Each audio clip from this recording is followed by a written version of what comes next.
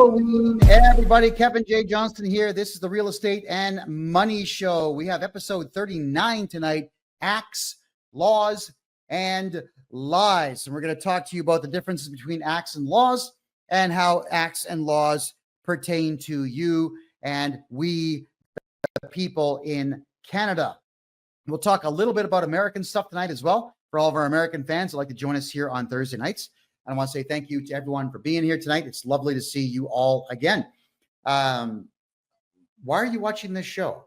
You should be giving out candy, should you not? Or maybe staying at home eating the candy that you didn't give away. By the way, could everyone let me know in the chat room tonight how many kids are coming by? I always remember when I was growing up, especially in the Toronto area, there would be hundreds of kids on the street in costumes trick-or-treating. And the last time I was in the province of Ontario, that's about 4 years ago now, I don't think that there was anything more than about 20 kids that were out for the entire night. It was actually pretty depressing. So I'm hoping that we can find some way to get our culture back. I can tell you, I'm down here in Panama City, and they've had Halloween decorations up since beginning of September. And they've also got the Christmas decorations up now here in Panama City. So I'm looking forward to seeing the big celebrations that we have also in Panama. 5 national holidays I intend to enjoy. Day of the Dead is going to be on the 2nd. They've got National Flag Day. They love their flag here. They do not step on, spit on, wipe your nose with, or burn the Panamanian flag here in Panama. You're going to get worked over something fierce. So don't ever do that. They've got Flag Day. They have Independence Day from Colombia. They have Independence Day from Spain.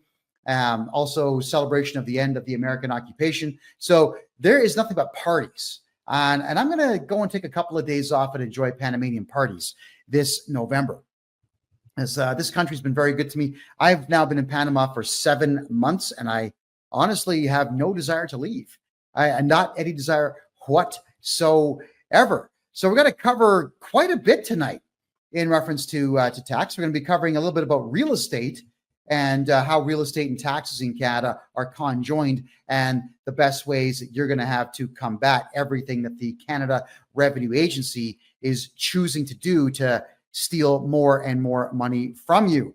So let's get into something that a lot of you don't know, and that is in Canada, there is something called the Taxpayers' Bill of Rights. And that Taxpayers' Bill of Rights has 16 clauses within it, all of which are protective of you and not the Canada Revenue Agency. Now, I just so happen to have the Taxpayers' Bill of Rights up and running here. And I want to cover them. I'm only going to cover 3 tonight. You can read them on your own. It's on canada.ca, the official website of the country of Canada. Hold on there. I just lost the link. There we go. There's only 3 clauses, and the most interesting of them all, there's an interesting one, there's a powerful one, and there's an absolutely awesome one. So let's go with the first one here, which is clause number 1.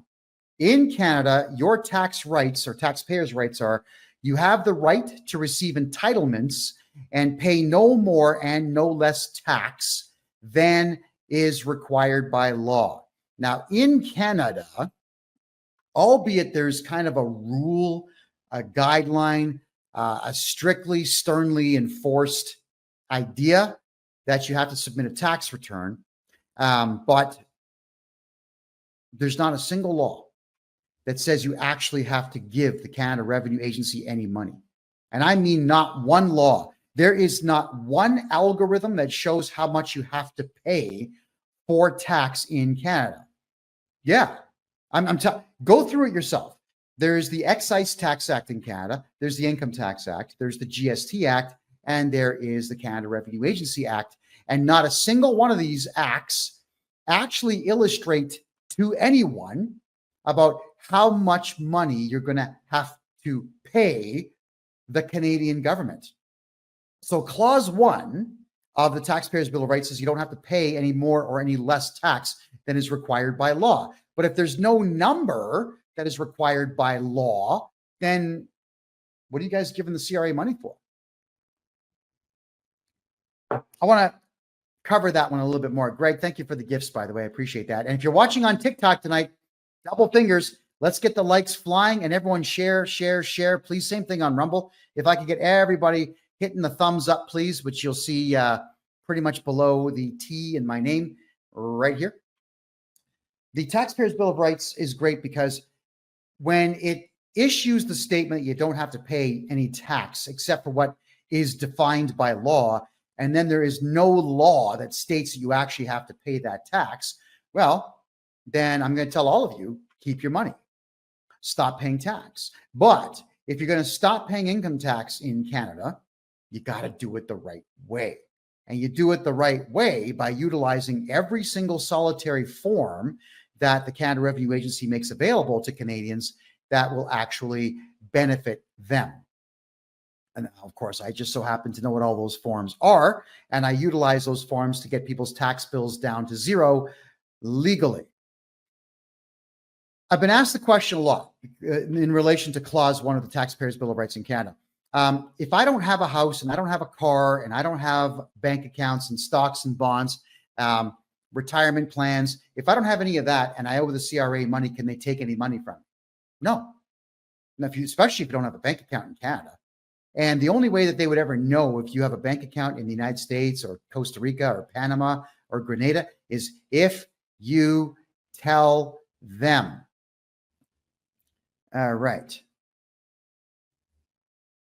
So Derek is asking me a question here.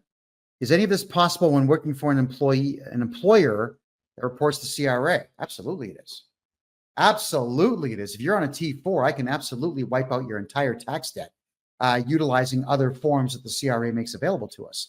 100%. All right. So with you not having to pay tax, if you have no assets, you have nothing they can take, then don't pay. You don't have to pay. I've had numerous conversations with CRA representatives, and they're very upset with me, I might add, about the fact that I record my calls with them and, of course, put them up for the whole world to hear. And why would I not do that? Because all of you need to know that the CRA does not have any power whatsoever. So Clause 1 of the Taxpayers' Bill of Rights is going to protect you in that there's no law in Canada that says you have to give them money. They'll try to get it. If you've got a bank account in Canada, they'll try to get that. If you've got a house in Canada, they're not going to seize the house and sell it. They're going to put what's called a writ on the house, which is not even a lien. It's just a notification that you owe somebody some money.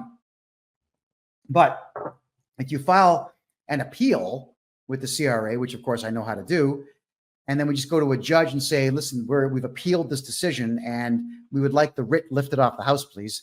The judge will do it because the CRA did not ever use legal means to be able to put those writs on your property. Now, the next clause that I like is number 7. This one's fabulous. I love this one. Very powerful. You have the right, unless otherwise provided by law, not to pay income tax amounts in dispute before you've had an impartial review. So you have the right to not, I'm reading this verbatim. You have the right to not pay personal tax amounts in dispute until you've had an impartial review by the CRA, or if you've sent an appeal to the Tax Court of Canada until that court has issued its decision. Think about that. So if the CRA says, we assess you, we think that you owe us 100 grand, we can't prove it because we're losers, so we're going to say that you do and threaten you in the hopes that that you pay, which many people unfortunately do. So you appeal it and take it to court, which will buy you between a year and even 3 years to get to tax court to argue in tax court about the validity of the claim that the CRA is making that you owe money. And the worst thing that happens if you lose is that the CRA issues another assessment, which we then appeal. So the appeals go forever. Now, in that time, we can move your house out of your name into a numbered corporation, into a family trust. We can take all your money and move it into a corporate account somewhere else in the country, somewhere else in the world.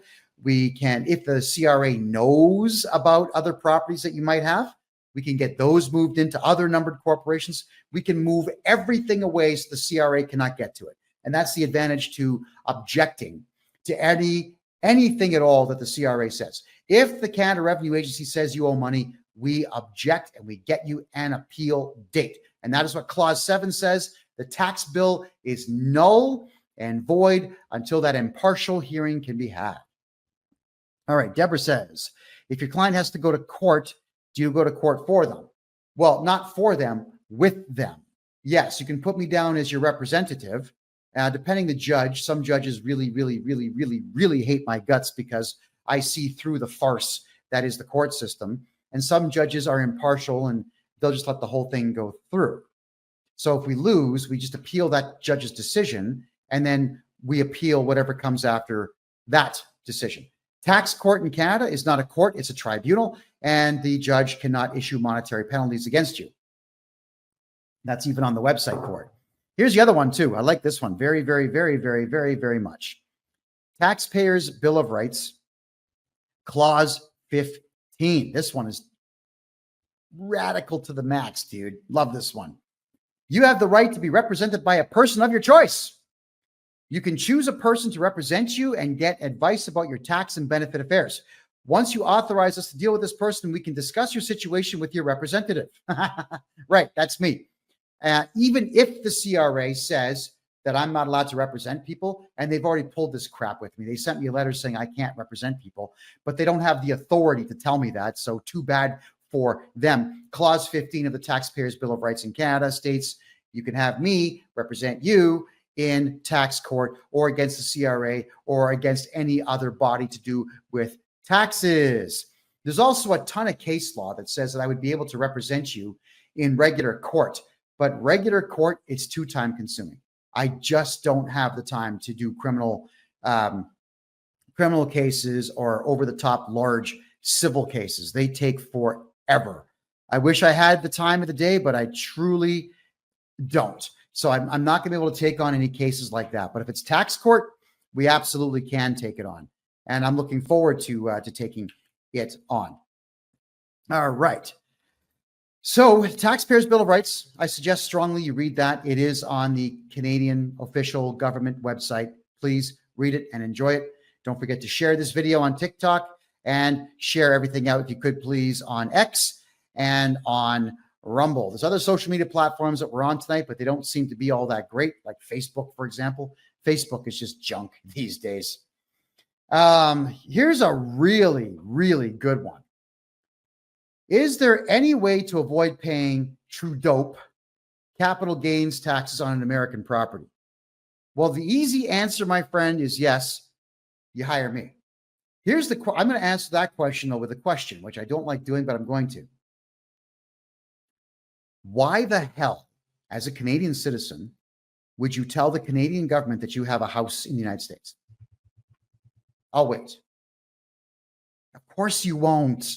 Right? And if you have an accountant that says to you, well, you need to report it because I don't want to lose my license, then fire the guy. You got to ask two questions when you're hiring an accountant in Canada. One, do you believe that the CRA can pull your license?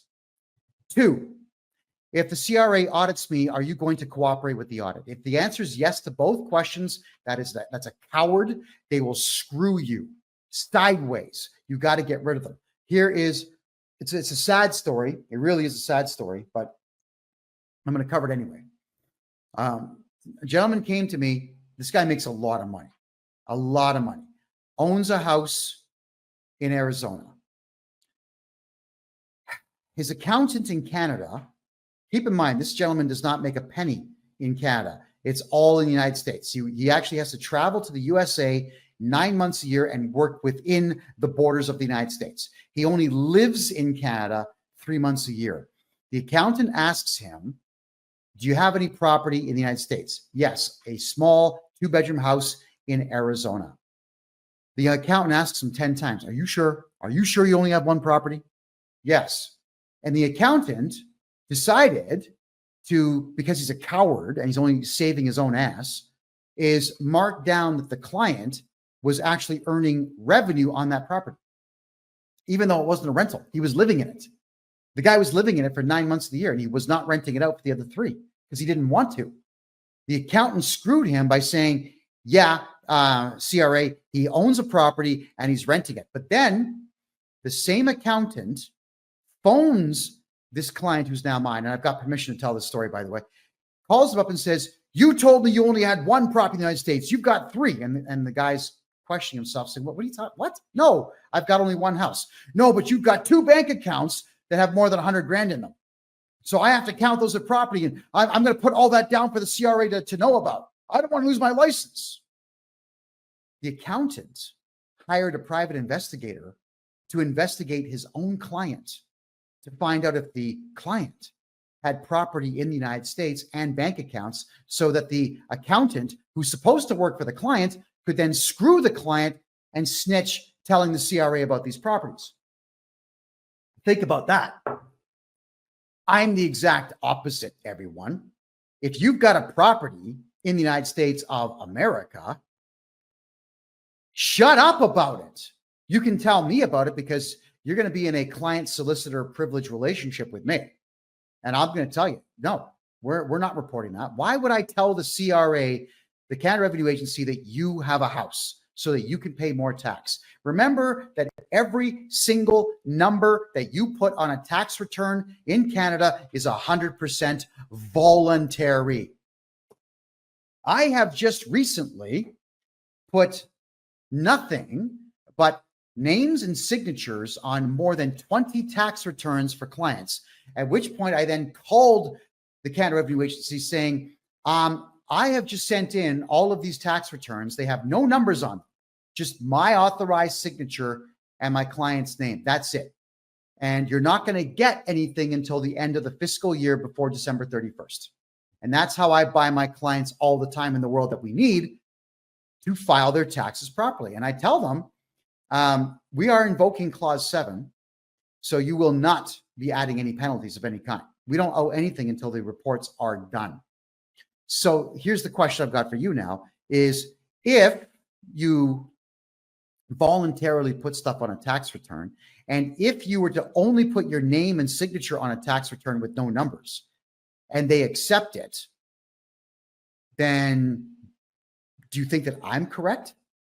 Or do you think that that coward accountant I just talked about is correct in reference to how much authority that the CRA actually has? You can all do this. In fact, all of you could submit tax returns all the time with just your name, social insurance number, and signature. No numbers, not even a 0. You could do that. It's legal. They'll accept it. They'll assess you, but that doesn't matter. An assessment is just a guess. And when they assess you, we appeal that. So 2-3 years down the road, we get a day in court, if you will, about their assessment. And they're going to have to prove to the court why they assessed you. If you put nothing on your tax return, nothing, and they assess you and you appeal it, you're going to win, because what the hell are they assessing it on? It's nothing. They just make it up. So I want all of you to stop fearing the Canada Revenue Agency and stop fearing all this paperwork. So if you are a Canadian citizen with property anywhere else in the world, shut up about the property.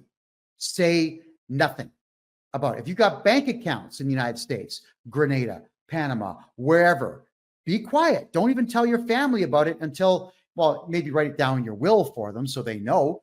But that's it. Stop talking about the things that you own.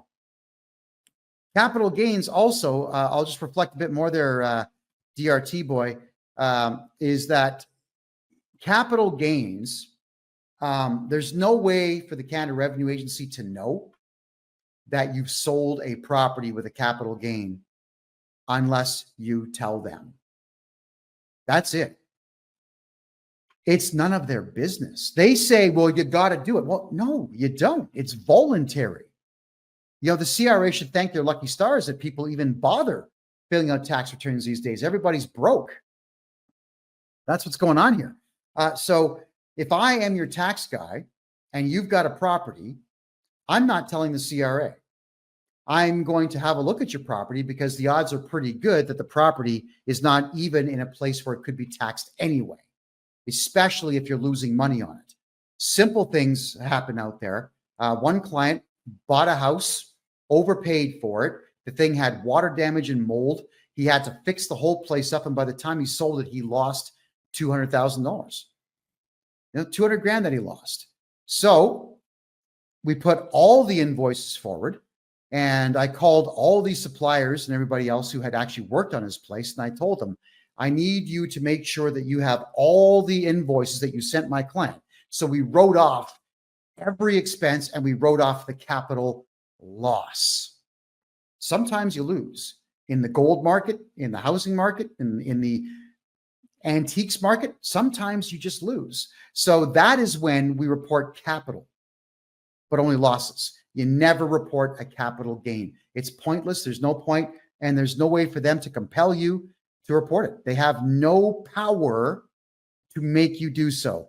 Mverse is asking, why does the CRA get a copy of T4s and T5s? Because your employer is a coward and submits them. That's the only reason. Because your employer is a gutless jellyfish, spineless individual who thinks that they have to submit the T4, who thinks they actually have to put you on a T4 in the first place, and they don't.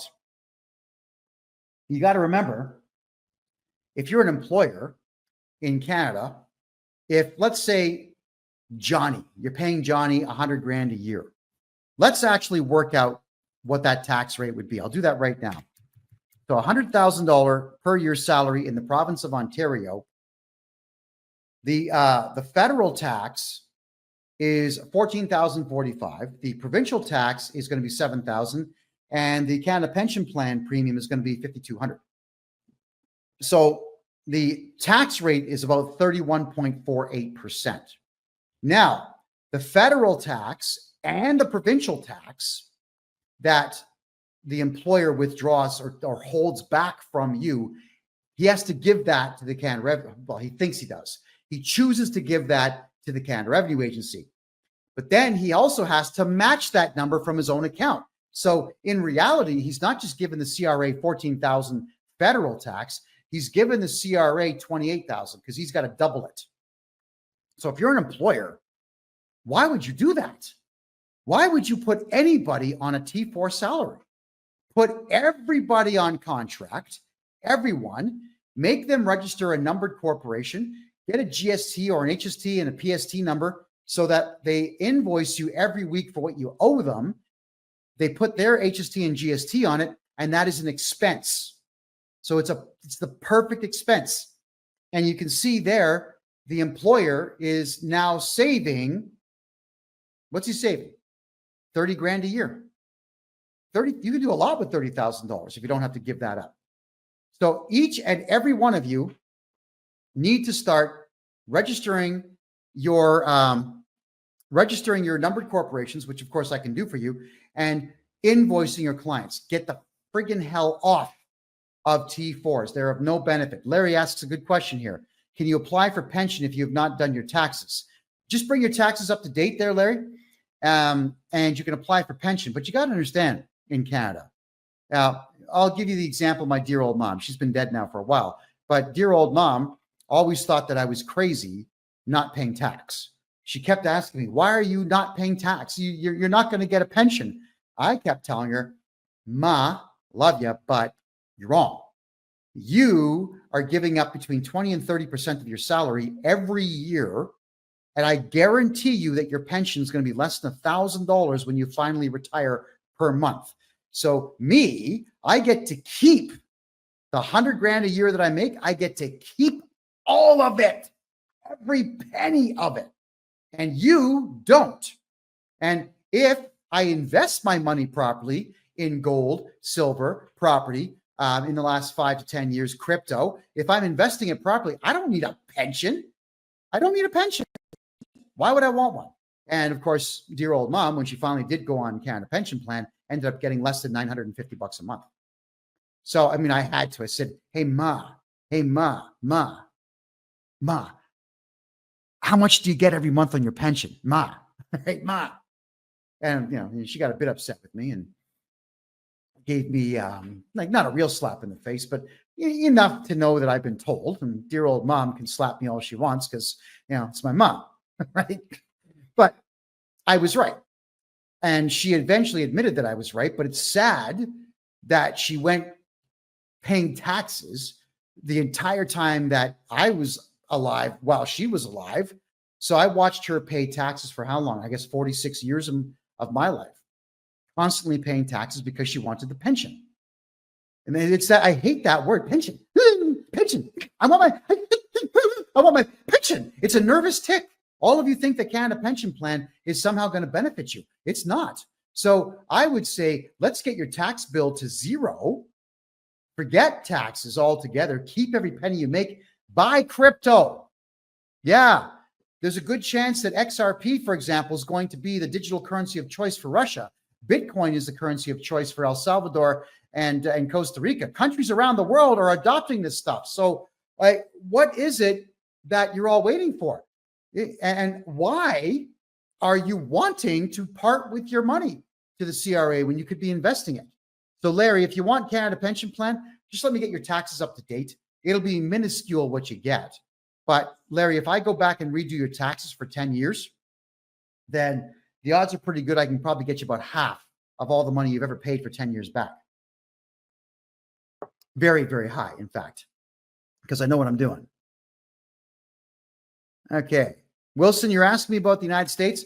I don't do personal taxes in the United States, but I do purchase American corporations. So I've flipped the slide here. You can see if you have IRS debt and you run a corporation, if you've got state tax debt, if you've got bank loans, if you have credit card debt that's all corporate in the United States, I will buy your corporation from you and completely take your IRS debt away from you so you don't have anything to worry about. I do the same thing in Canada, everybody. So I do all taxes in Canada. I do corporate taxes only in the United States. That'll change in time, everybody. But right now, it's only corporate in the United States. All right. Just checking your questions here. Marie asks, what if I'm a shareholder from father's estate from his company? He passed away years ago. Marie, that's I would need to understand the structure of the company. You own 10% of it. So if the company's profitable, then you can actually take dividends out. You weren't the original investor, so you can't really necessarily do a tax-free corporate withdrawal, but I can register you a numbered corporation. And what you can do is transfer your shares from your own name to your numbered corporation's name. And then your numbered corporation can take dividends weekly or bi-weekly or monthly. We can do that. And then all that money is going to go in your corporate account tax-free. That I can do for you. So if you have 10, 15, 20% of an estate and the corporation is still making money, then yes, I'm going to move your money away from your own personal name. Yeah. Marie, definitely get a hold of me. Kent, could you put my website address in the chat room, please, so that she can see it there on TikTok? And Bob, can you do the same thing here on Kick, please? I appreciate that. Thank you. All righty. So it's going through a couple things to do with Canadian law here. I want to talk about acts versus laws when it pertains to taxes. I'm not going to cover acts for medical and acts like the Highway Traffic Act of Ontario. I'm not going to cover that stuff. What I'm going to cover, though, is the difference between an act and a law when it comes to governing income taxes in Canada. So the difference between a law and an act in Canada, I'm going to read verbatim here from a lawyer's website. Not a very good lawyer, so I'm not going to credit the guy, but it says law implies a system of rules recognized by a country to regulate the actions of the citizens, so the entire country. On the other hand, an act is that segment of legislation that deals with specific circumstances and people. So many use the two legal terms interchangeably, but there is a notable difference between act and law, as the former is a subset of the latter. So what they're saying to you here is laws are for the entire country. It's for everybody.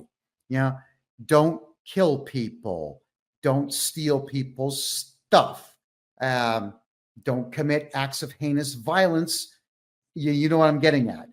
Don't shoot people. These are laws. And the laws that we're talking about here, laws, they pertain to everyone, regardless of wealth, social standing, caste, religion, at least in theory, they're supposed to. Not in Canada, but that's the way it's supposed to work in theory. Whereas an act are a set of rules that are very specific to a very specific thing, such as the Income Tax Act is very specific to just income tax, but also even more specific to just what the Canada Revenue Agency is allowed to do. So the Income Tax Act really doesn't pertain to we the people. I've read the whole thing. I can tell you it's just a rule book for the Canada Revenue Agency as to what they can and cannot do. The Excise Tax Act just kind of expands upon it, whereas the Excise Tax Act is not just income tax, but it's all the other taxes that they collect, like corporate income tax, goods and services tax, and so on. But again, these acts they're not laws for the people. They do pertain to the CRA. So whenever the Canada Revenue Agency is quoting an act, they'll quote a very specific clause in an act that says, well, we're going to take your money because clause 125 subsection 3 says we can. But then you hire me and I send back a letter saying, oh yeah, but here's the 15 clauses that counter that. By the way, here's also clause 1, 7, and 15 of the Taxpayers' Bill of Rights that will counter that. Oh, and by the way, here's the criminal law on extortion, theft, intimidation, uttering threats, criminal harassment. There's all kinds of laws you're breaking. So these are the laws that I will quote to the CRA representatives who are stating that the act somehow warrants their god-awful behavior. So I wanted to just point out to all of you that the acts that the Canada Revenue Agency are referring, and I don't know what the acts are in the United States in reference to personal income tax. I have not studied it yet. All right, but the act, when the CRA is quoting it to any of you, it does not pertain to you. It's very similar to bylaws, municipal bylaws in Canada. They don't pertain to you. They only pertain to the people who work for the city. I have my company is Canmore Acquisitions Incorporated. My company has bylaws, right? They don't pertain to you. They pertain to anybody who works for my corporation. That's all that a bylaw is. It's just rules for an entity that you choose to be a part of. So you could choose to work for the city of Montreal or the city of Toronto or the city of New York. Well, New York, different story, but you can choose to work for these places, and then those bylaws of the city will pertain to you, but municipal bylaws are not laws. So we, the people, don't have to abide by any of them at all. Now, if a building, if you are in a government-owned building, like a municipally owned building, I've had this happen a lot to me back in the days. If you remember that COVID nonsense, I would go to public buildings and ask to talk to somebody to prove that there was anything, and they wouldn't do it. So I would get these 30-day bans from my hometown city hall, or from the Central Library, or from Toronto City Hall. They would say you're banned for 30 days, and I would show up exactly 24 hours later, and they'd say, "Wait, we banned you." I said, "Well, you did, but a ban from a municipal property can only last for 24 hours. That's it, because it's publicly funded. All right. Your tax dollars are not voluntary. They're taken through threat of, we're going to steal your house if you don't pay these taxes. So because it's publicly funded, the public has a lot of rights. So what I'm getting at is these bans, you can't go to City Hall for 30 days, not in Canada. It's 24 hours. The Canada Revenue Agency has recently told me, you can't represent people because we don't like you. You've hurt our feelings. Okay, but that's their policy. And their policy is not law. So they actually do not have the right to tell me that I cannot enact Clause 15 of the Taxpayers' Bill of Rights and represent my clients. They do not have the right to tell you, you can't hire me to represent you against the CRA.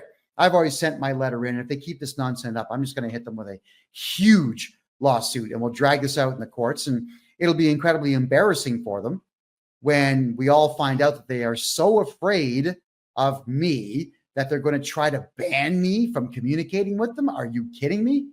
Yeah, like that's good. Like that's going to happen. So I want you all to know just how many rights you truly do have. Laws pertain to everybody. An act pertains to one specific thing or one specific group with a very specific intent. And they have to be brought forward as a bill. They have to pass 3 readings in Parliament. Then they have to pass 3 readings in the Senate. Then they have to get royal assent from the king. And not a lot of them get that far, if you want the truth. They really don't. Tig Devil is asking how to get a hold of me. If somebody could please put my website address in the chat room there in TikTok, please. By all means, get a hold of me. Hit me up on the contact form. Got a couple more questions here. All right, Freebird says they give you fines if you don't get permits to build for your home. You have to follow their bylaws. Okay, again, when you are applying for a permit to get something done in a municipality in Canada, the best thing in the world to do, like the fastest way to get a permit like that done, because yeah, they will use the courts and they have unfortunately limited resources to fight you on that. But what they're doing is they are relying on the municipal act of the province that you're in Canada. So if you want, let's say, a swimming pool, and you only want your pool to be 20 feet long by 10 feet wide, you put forward an application for 60 feet by 50 feet, and they'll come back and they'll say, no, you can't have that, but you get their attention because it's so big, and then they will very rapidly get you the smaller one. You see, they're weirdos that work for government.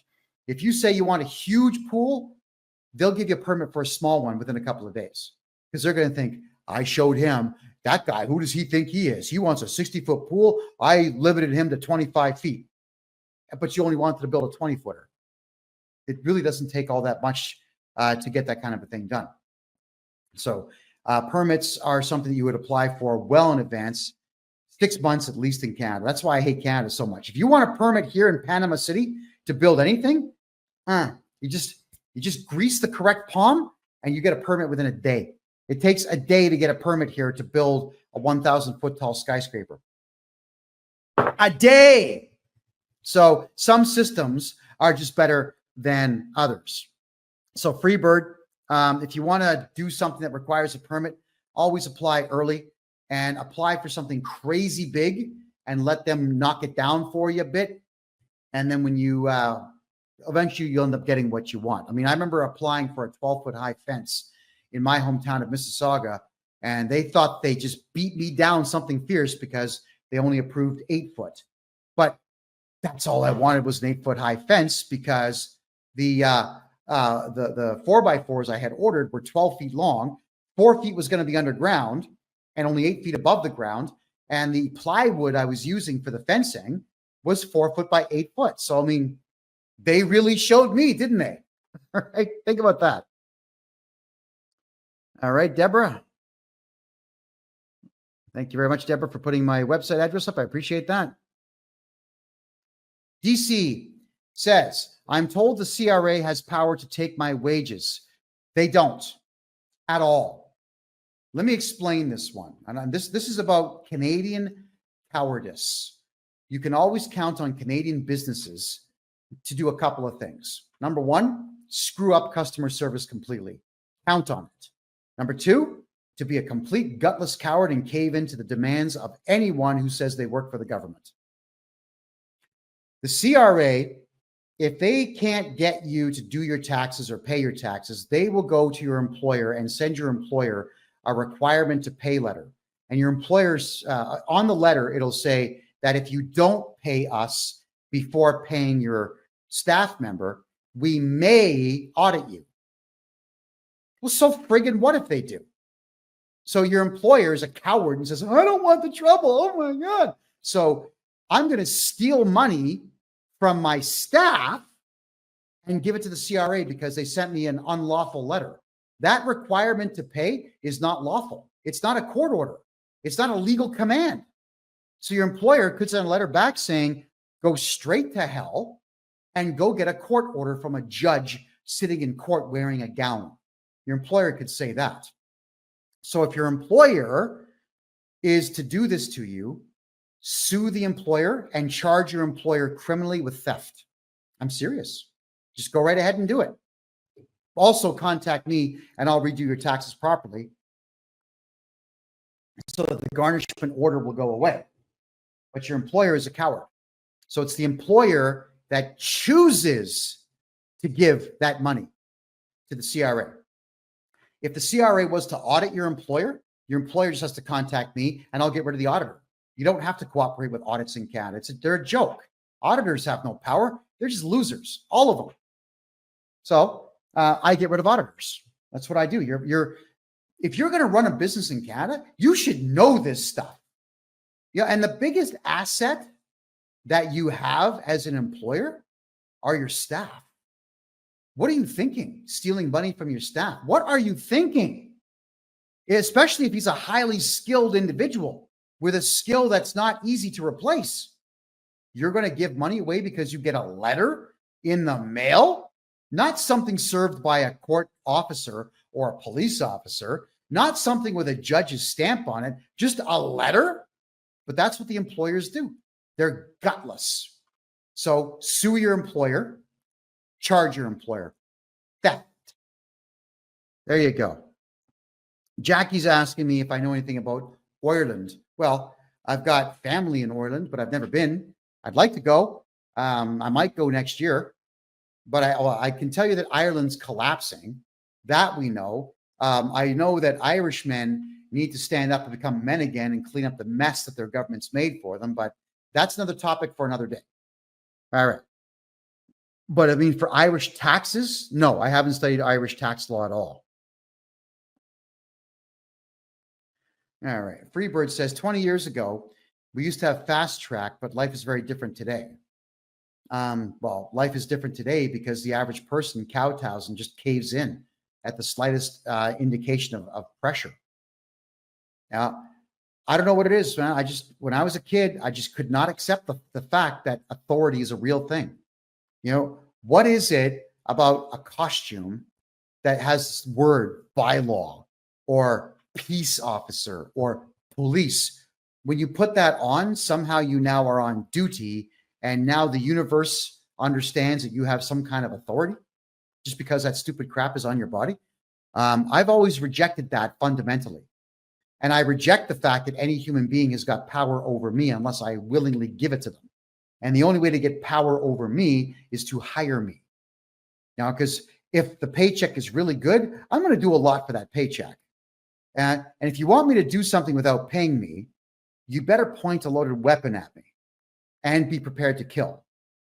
All right, that's just how it is. You'll get what you want so long as you have the weapon. God help you when you don't. So I'd like all of you to start thinking the exact same way. Kevin, if you ever want some cool custom TIG weld art, let me know. Yeah, TIG Devil, right behind me. This wall's kind of blank. I would love to get some cool stuff up there. So let me know. Let me know where you are. Contact me on my website, please. I'd love to talk with you for sure. And Chili Betty says she voted for Trump today. That's fantastic. If I have a small business in Canada, do I have to pay my tax? If it's a sole proprietorship, don't ever register those, by the way, please. Those are the dumbest things in the world to do. They are attached directly to your social insurance number. Yes, you can have a lot of write-offs, but in case you do get into financial difficulty with your business, you can't sell it because it's you. But if you have yourself a corporation, TIG Devil, get a hold of me. I do private seminars on how to never pay tax again. So you want to get a hold of me on that one for sure. All right. Jackie says, thank you. The nanas of Ireland are the ones standing up and being counted. Yeah, I know. Men aren't men anymore. Another topic for another day. Alrighty. I've been asked some pretty serious questions here. I was just going to go through a few of them. Mitch says, you're ignorant when it comes to crypto. I will have to start doing crypto shows, but not yet. I'll get some pros on to talk about crypto for you. JJ says, I guess I'll be incorporating. Yeah, JJ, get a hold of me. I'll take care of the incorporation. It takes 3 days. We'll get you that, get you the GST number, and I'll give you all the instructions that you need to protect every penny that you make, every single penny. Gina's asking, Kevin, would Royal Bank of Canada branch in Georgia, United States, report a mortgage to a Canadian? A mortgage a Canadian has to the CRA. It's a possibility, Gina, but what you've got to do is you got to go into the bank and talk to the branch manager and ask them if the RBC branch is franchised or corporately owned out of Canada or corporately owned out of the United States. Find that out, get a hold of me, and then we'll get you the answer that you're looking for. All right. What do you know, Kevin, about the vacant home tax? Well, let's read the article here. The vacant home tax declaration period for the 2024 tax year will open November 1st, tomorrow. The deadline to dispute your bill for the 2022 and 2023 taxation year is December 31st of this year. The vacant home tax program requires, all right? That word means we want you to volunteer. That's all that it means. The vacant home tax program requires homeowners in Toronto to let the city know if their property is occupied or vacant every year by making a declaration. The goal of the program is to increase the supply of housing by, threatening homeowners to make their vacant residential property available for rent or sale. So if you tell them, I own 2 houses, and I don't live in one, and nobody lives in one, I'm using it to store my collector antique guitars, they're going to say, nope, you got to rent it out. So why would you tell them that? It's just the city of Toronto. You don't tell city staff what you have. Are you kidding me?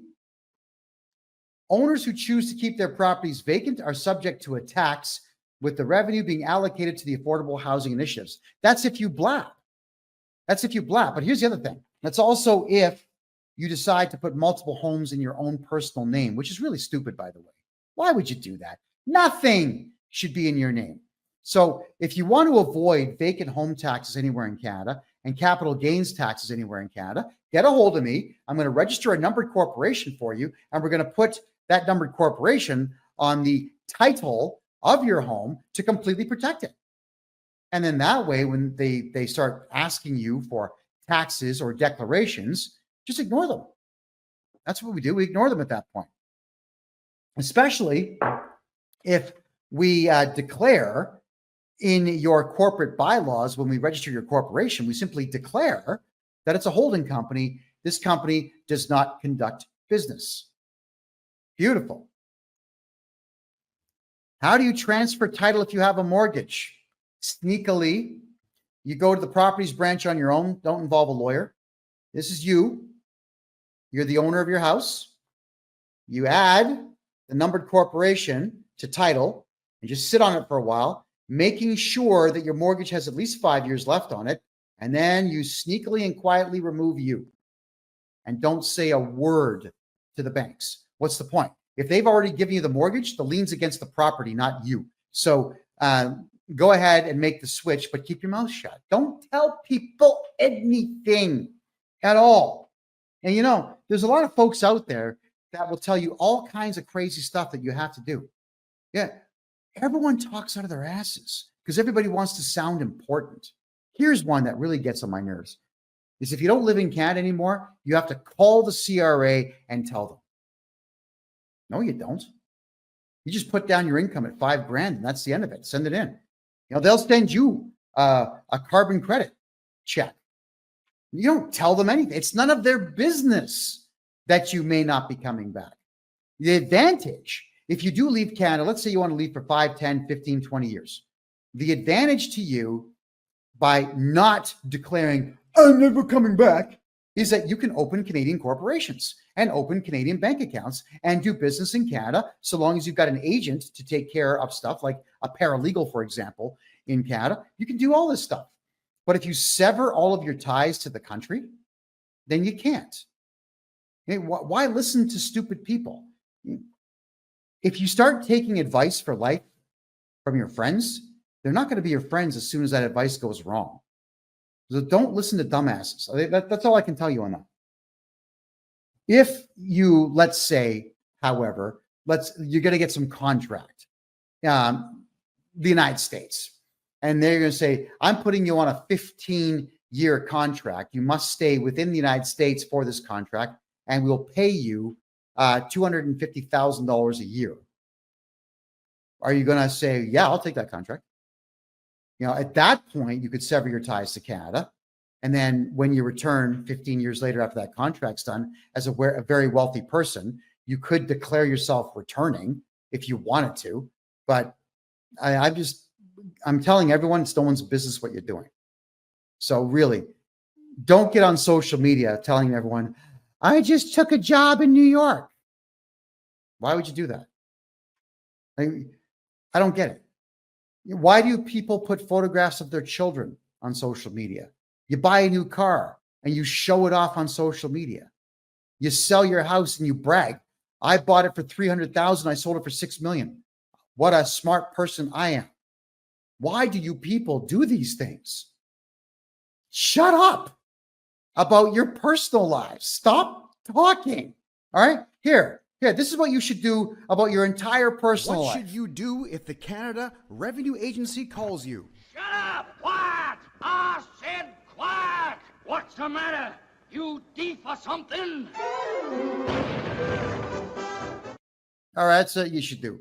You got to be quiet. Stop talking. And I've covered this one before. I'm going to cover it again now.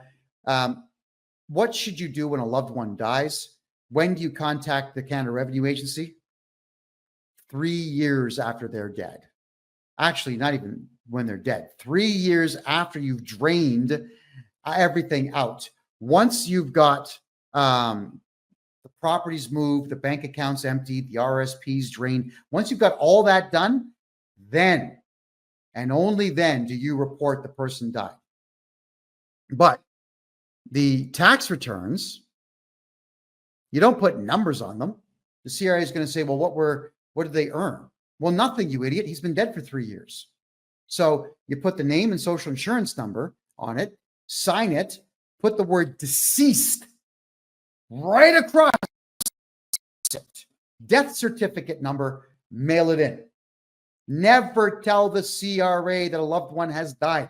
They will send letter after letter after letter out the door. They're going to catch you when you're in a state of vulnerability, and you're going to be afraid of what they send. So again, shut up about your personal lives. Don't go on social media saying, Mommy died, Daddy died, my doggy died.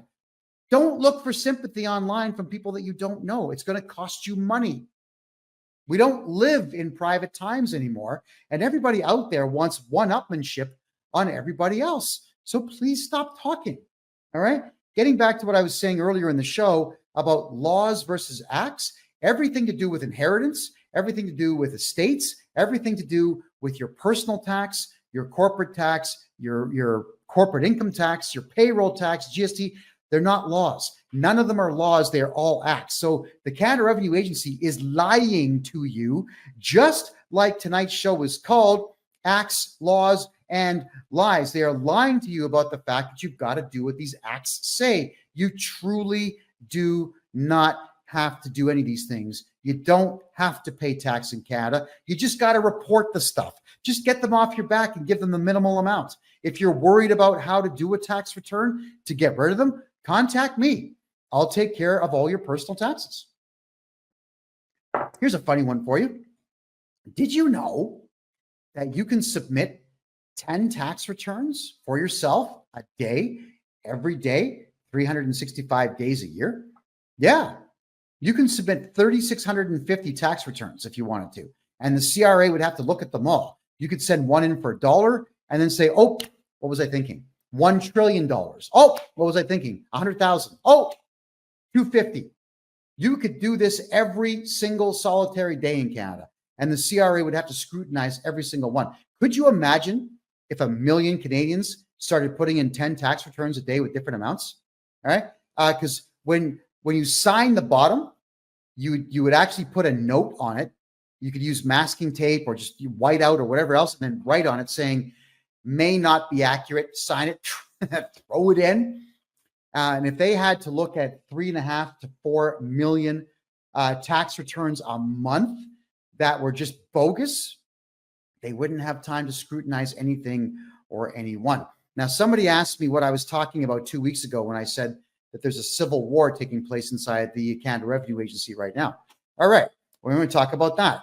Some people may not like what I'm going to say here, but yeah, it's my show. And I've always chosen just to tell the truth on my own show because it's more fun than trying to make stuff up. All right. The Canada Revenue Agency officially has more people working for it than the Canadian military does. They had hired 30,000 diversity hires, people with intelligence quotients way low, like under 80, really, really, really dumb people from really, really horrible countries that work for the CRA, and they don't get along. You know, if I've got my numbers right, Nigeria, for example, has got 154 different tribes living within the country, and they hate each other. All right. Ethiopians hate Eritreans, but Ethiopians, they're split into two groups, the Tigrays and the Amharas. And the Tigrays have been killing the Amharas for the last 50 years. So they hate each other. And they put Amharas and Tigrays in the same office together because they don't know any better. And people in Canada, they're stupid, right? They have no clue what the dichotomy of Nigeria is. So they'll say, oh, you're from Nigeria, and you're from Nigeria, and you're from Nigeria. Okay, we're going to put all of you in the same room at the same desk. But those of you who know what's going on in Nigeria, there's a province called Biafra that wants to separate from Nigeria. Biafrans hate everybody else in Nigeria. Boko Haram runs the entire north end of Nigeria, sorry, and they can't stand the Christians, right? So the Christians and the Muslims are at each other's throats. Then there's the smaller sect on the west side of the country that can't stand either party. So you've got these massive battles going on in Nigeria. Then you've got all these Nigerians that you've hired who absolutely hate each other, want to kill each other, and you're putting them all in the same office together and then saying, do your job and call Canadians who are born in Canada and steal their money. So they're all fighting with each other all the time. The Canada Revenue Agency is having a really difficult time with this, by the way. And what they are doing now is putting most of these people into home offices and then giving them toll-free numbers and cell phone numbers so they can work from home. Now, what happens here is when any of these particular individuals work from home and they pester one of my clients, they have no choice but to give their home office phone number to my client. I will make the phone call on behalf of my client, and if the person's polite, I don't publish their office phone number. If they're rude or they get on my nerves, then I do publish it, and I ask all of you to call them politely and just ask questions about their role and ask questions about their knowledge base to do with taxes and the law. And the Canada Revenue Agency doesn't like it when I publish people's phone numbers because the CRA is spending a lot of money getting more and more toll-free numbers to put into people's homes so the Nigerians don't kill each other in the office, so that the Eritreans don't kill the Ethiopians, so the Sudanese don't kill the Egyptians in the office. It is insane what's going on. And it's worse if it's Pakistanis versus Indians. Yeah, Indians. They're at each other's throats. If it's an Iraqi and a Saudi Arabian in the same office, they're at each other's throats. There's a lot of people in Canada that don't seem to understand how much strife there is all over the world. And this internal civil war that's going on right now in the Canada Revenue Agency is very good for all of us, because now we can do our taxes our way and get all of our money back from these maniacs before the entire CRA is broke. And by the way, the CRA is broke. I know this because whenever we do get our clients really big tax returns, like, $100,000, $200,000, $300,000 worth, when I get these large returns, it takes the CRA 3 or 4 months to pay them, because what they've got to do is collect more money, bring it in to pay all the refunds out. So it's a Ponzi scheme. It's a pyramid. That's what it is. They don't have the money in the bank anymore. Like they're surviving seemingly month to month now. They got to rob Peter to pay Paul, and they got to rob both Paul and Peter to pay Steve. And then they lie to Steve and try to get all that money back. It's crazy. All right. Oh, Marie asks a very good question here. Now you've heard it all. Why does the Canada Revenue Agency hire these people to work for them? Very simple reason. Their policy, not law, but their policy at the Canada Revenue Agency is to send you a letter, make 3 phone calls, send you a letter. If they're unable to reach you or get you to cooperate with them, that's when they send garnishment notices out to your boss or to your bank. Now, what happens when you're born in Canada and you speak perfect English and someone calls you on the phone and you don't understand a word they're saying, but they're acting rude and belligerent? What do? You hang up the phone because you're aggravated. These people are aggravating, so I get it. But if you hang up on them, it counts as one of those 3 phone calls that they have to make. So they are deliberately getting these non-English speaking maniacs to make phone calls to all of you to get through those 3 phone calls as per their policy without you cooperating because you don't understand them, specifically and only to garnish your wages. It's a very sick system. The corporation's got to be taken down. I can't stand them, and I'm doing my part to bankrupt them. All right, let me have a quick look here.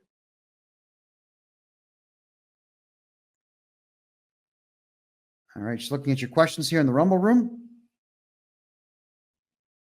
Okay, Mr. Vic's asking, why do you have to make sure you have at least 5 years left on your mortgage when you flip the name of your house? Well, because you're going to have to renew your mortgage if you don't pay it off.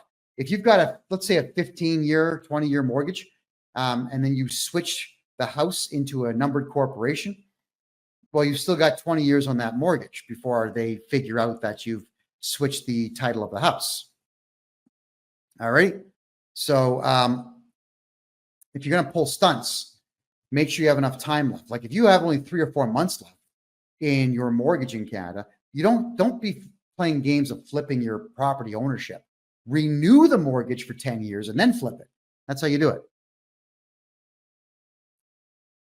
All right. Someone says language is not a knowledge. You speak a perfect English. It doesn't mean you're clever. Your success rate with what you try to attain as a goal, that shows that you're clever. Your capacity to win a debate without violence, that would mean that you're clever. Your capacity to outwit and outsmart opponents without having to use weapons to do so means that you are clever. Language is a technology. So I'm going to say I disagree with you a little bit there. Let me just give you a quick rundown on language here, all right? The English language, with all the technical terms and whatnot out there, has about 400,000 words in it.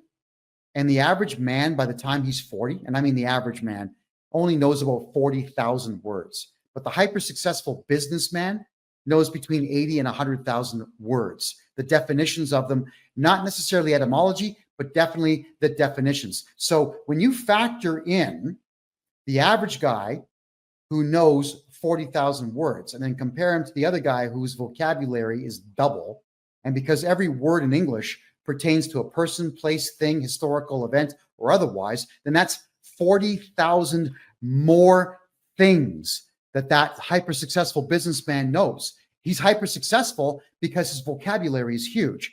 I'm trying to remember the name of the author that said so, but he did say that I've noticed that there is only one thing that separates the unsuccessful man from the hyper-successful man, and often only one, a large vocabulary. So somebody who has a vocabulary of 120,000 words or more is clever. I'm going to have to disagree with your comment, but thank you for making it. Margaret says, what happens if the CRA finds out? Sorry, Margaret, what if they find out about what? If you could let me know on that, please clarify your question. I'll gladly answer that for you. I'm just going to be checking the Facebook room now. Let's see where we have any questions there. Okay. All right. Carol says, I bet the CRA would love to shut you up. Yeah, of course they would. If the Canada Revenue Agency had it their way, there'd be a bullet in my head right now. They know that I'm going to cost them billions of dollars, but they also know that I'm going to do that because they don't have any laws to back them up. What they would need to do is have a whole bunch of laws written to stop me from representing clients and stop me from investigating them. But it's public information. How are they going to stop that?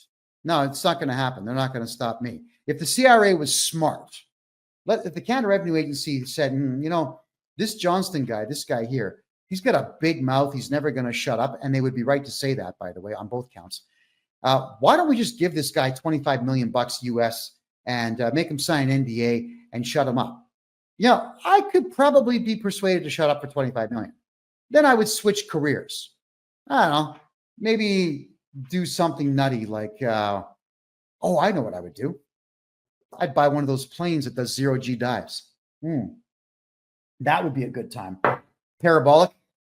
Was it a parabolic or hyperbolic arch? No, parabolic. Parabolic arch flying where you're weightless for up to a minute and a half. Yeah, probably do something like that. I don't know, tourism. I'd switch careers at that point. So let's see if the Canada Revenue Agency is smart. You guys are going to try to get rid of me with the courts. It's not going to work.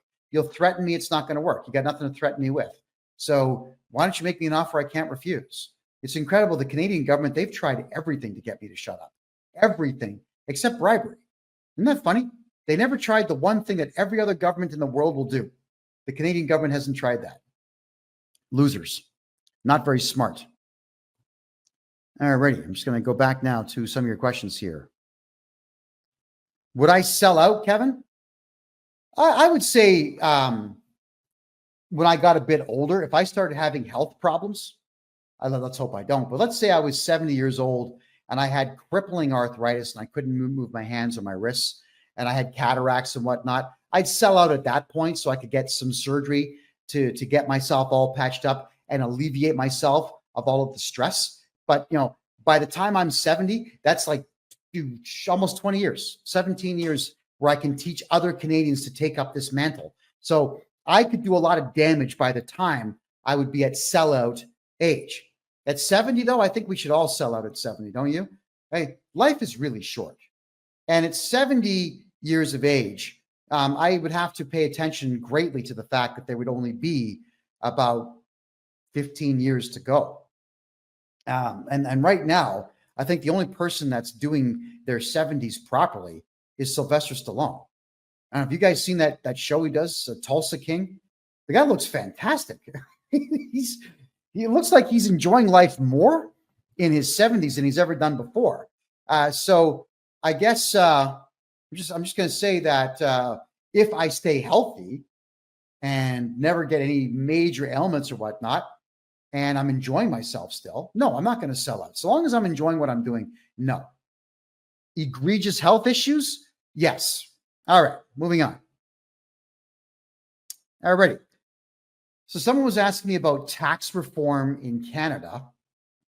And they were asking me if I could break down upcoming tax law changes and how it's going to affect everything. All right. Well, capital gains is the big one, where Trudeau wants to increase the amount of capital gain that we are all paying on our homes and our corporate properties and gold and silver and whatever else. But as we've said before, if you come to me to get your taxes done, there isn't going to be any capital gain, because it's not my job to scrutinize your life and say, hey, dude, come on. Right? If you got a second house, you got to tell me so that I can tell the CRA you got a second house and screw you. That ain't my job. My job is to get your taxes done to the greatest benefit of you, not the CRA. I'm not here to raise funds for the CRA. I'm here to save you money. I'm here to protect you from the CRA, because they are animals and criminals, maniacs. I can't stand them. So I'm not going to be screwing you over. I'm not going to hire private investigators to investigate my clients to see what you have. I don't have a license for them to pull, by the way. And that's the other part that drives everybody in the government crazy, is I don't have a license for you to pull from me. So too bad. And clause 15 of the Taxpayers' Bill of Rights says that anyone can represent you. Here I am. All right, there we go. Rocket says, so I have a normal paid by the hour job. Could you stop them from taking taxes off my check? Yes, Rocket. There's ways. It's not just going to be where I sign a magical piece of paper and it disappears. It's an effort. There are steps that I have to take, but get a hold of me and we certainly can talk about that. The Chosen One says, I wish you were in the UK. I don't know, man. I'm seeing what's going on in the United Kingdom. I don't think anyone should be there if you want the truth. Every billionaire who lived in the United Kingdom has now left because the UK is that screwed. It's horrible there. I actually feel terrible for Brits in every way. If you're English, if you're Welsh, Scottish, you're Irish, it's a horrible scene right there. And the only thing that's going to ever get me to go to the United Kingdom, maybe, is business, but it would have to be one hell of a deal. I think the UK is something I should avoid for now, because there are a set group of people there that are not very much fans of mine. That's all I'm going to say. All right. So tax reforms. So carbon tax rebates, they're a joke, $700 a year. Whenever we do taxes for our clients, if they have a very low income, there's a lot of people out there who are making less than $20,000 a year now, which is really sad. So when they're making low amounts of money like that, this carbon tax that Trudeau is patting himself on the back for is only about $700, maybe $740, maybe for the entire year. And the GST credit that you would get back, so you can spend a little bit of money back into the economy, might be $350. It's not much. So it's not even worth looking at. As for the best record keeping practice, good question. The best thing that you can do for your records is ship them to me in Panama. That way they are outside of the jurisdiction of the CRA and the Canadian government. And there's no way for them to audit you if I'm the one holding your records. They would have to beg me to show them to them. But because I'm representing you in a client solicitor privilege, I am not obligated to do so. In fact, I can't. Legally, I can't. So even if I wanted to show them your files, I can't. And if I'm storing your files, the CRA is out of luck. You're in luck. They're out of luck. So that is another surefire way for all of you to keep your, in Canada anyway. United States, I don't know if I can do this for you. But in Canada, I can absolutely store all your files here in Panama and keep them away from the CRA. And the CRA gets only what we choose to show them. Margaret's asking if I'm a lawyer. No, but I'm better than most lawyers. I love knowing the law in Canada because the law is extremely one-sided. It's very much against the people, not for the people. And so I help as many Canadians as I possibly can by knowing the law. K-Rob is asking me this question here. Are you still enjoying your life very much in Panama? Of course I am. The country's incredible. I absolutely love Panama. Panama City is awesome, man. There's a mall here that's 1.1 kilometers long. So when we get sometimes awful rainstorms come in, no problem. I take a $3 Uber ride to the mall. I put on my my foot counter, and I'll do my 20,000 steps inside the mall, and then I will go to the gym inside the mall, and then I will go to a steakhouse and have a $7 steak that's about 12 ounces, along with yuca fries, which taste better than potato. Yeah. Oh, and sometimes what they'll do is they'll fry plantain. Oh man, when you have hot sauce on plantain, oh, it's so good. I know. So I know I'm having the time of my life here, and thank you very much, K-Rob, for asking me about that. Margaret, I mentioned client-solicitor relationship. Yeah, well, I would be your solicitor from the standpoint only that I'm representing you. All right, so I'm not a lawyer, but I can still have that privilege with you. Because if you choose me to represent you, and I do, I can never be called to testify against you. And I simply cannot give up any of your information to any branch of government. I cannot take the stand against you. So it's better to hire me than a lawyer. And I don't charge lawyers rates either. How much should I earn per month to live in Panama? Oh, here? If you want to live in a nice place, in a good neighborhood, and eat well, 30,000 US a year, and you can have yourself a great place to live and great food and have a great time. You could go out 3 or 4 nights a week and enjoy yourself. Movies here are $6. A lot of restaurants are between $3 and $10 for good food. You can go to really expensive restaurants if you want. They do exist, but I don't see the point.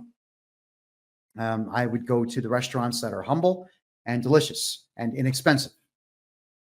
Is it easier to open a bank account in Panama and have an ATM card than in Canada? Well, a Canadian bank account is really easy to open up because there's so many of them. In Panama, if you're a Panamanian citizen, you'll have a bank account open in about an hour. If you're not a citizen or a resident, you'll have a bank account open in about 5 days. They just want to do their due diligence report and make sure that you're not a hardcore criminal, somebody who's a murderer or otherwise, because they won't do business with you. But if you're someone who's just got a couple of drinking tickets or whatever else, they don't care about that stuff. You'll get a bank account in no time. There we go. D. Catherine is asking me, do you have to do capital gains on a parent's home when they pass away? If you report your parent's death, they'll ask, but you don't have to do anything about it. What you should do, Catherine, or D. Catherine, I think your name is you got to get a hold of someone like myself. There's not too many guys out there like me who will tell you the truth about protecting the estate.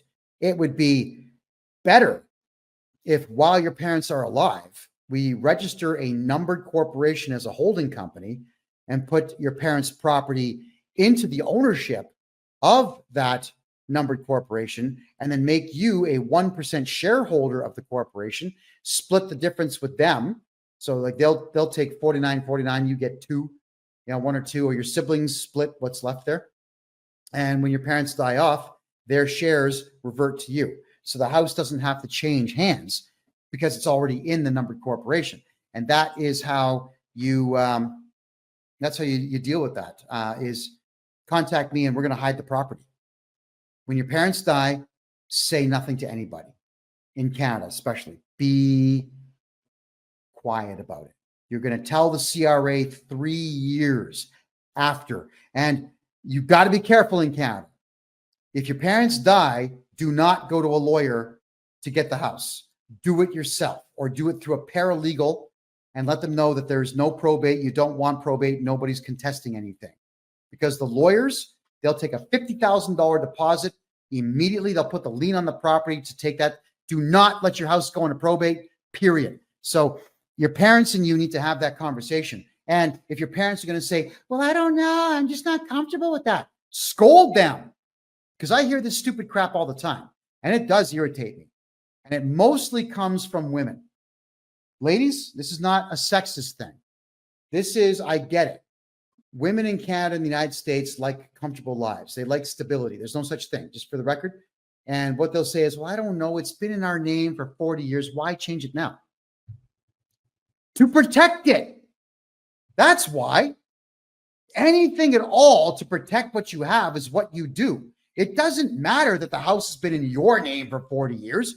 Change it to a numbered corporation tomorrow, and it's safe. It's still yours. Just change the ownership record to something that you control. And I get this all the time. There's a lot of wives out there, married couples contact me all the time to protect their assets, but it's the wife that stops it because it's fear. Well, I don't know. I just don't think. Like, it doesn't matter that you don't think it's a good idea. I want you to go and research it and find out with case law and fact why it's not a good idea, and then come to me with the hard evidence that it's not a good idea. And of course, no one ever does that. It's just fear. Like the gears begin to turn, like, oh, and the first thing that most of your minds will go to is, oh my God, I'm going to go to jail. I'm going to lose the house. Why do adults think like that? You're an adult. Once you're over the age of 25, you no longer have the luxury of thinking this way. You're in your own way. You're your own worst enemy. And I am a big believer in that adage of you are your own worst enemy when you are making decisions based on fear. It's really sick. So some people pay me a bundle of money to get their houses moved into corporations. And 10 times out of 10, it's the gentleman's wife who says, oh, I changed my mind. I don't want, just keep the money. I'm not going to do it. It's weird. And I'm telling you, because after I do all the document prep, I got to get paid. The CPA's got to get paid. The lawyers got to get paid. The couriers have got to get paid. Yeah. There's a lot of people getting paid on this. So I'm just wondering why you would hire me to protect your property and then stop me in the middle of it. It doesn't make sense. So you need to be ready to make the change. And now more so than ever before, because the economy of Canada, the United States is tanking. Let's see what happens on November 5th, but everything's starting to tank, everybody. So you've got to protect yourselves completely. Good question here from the chosen one. Can I run a business in Panama as a British citizen? Yep. Come on down, register a corporation, get yourself a corporate bank account, do business. Now, there are things you cannot do in Panama as a non-citizen.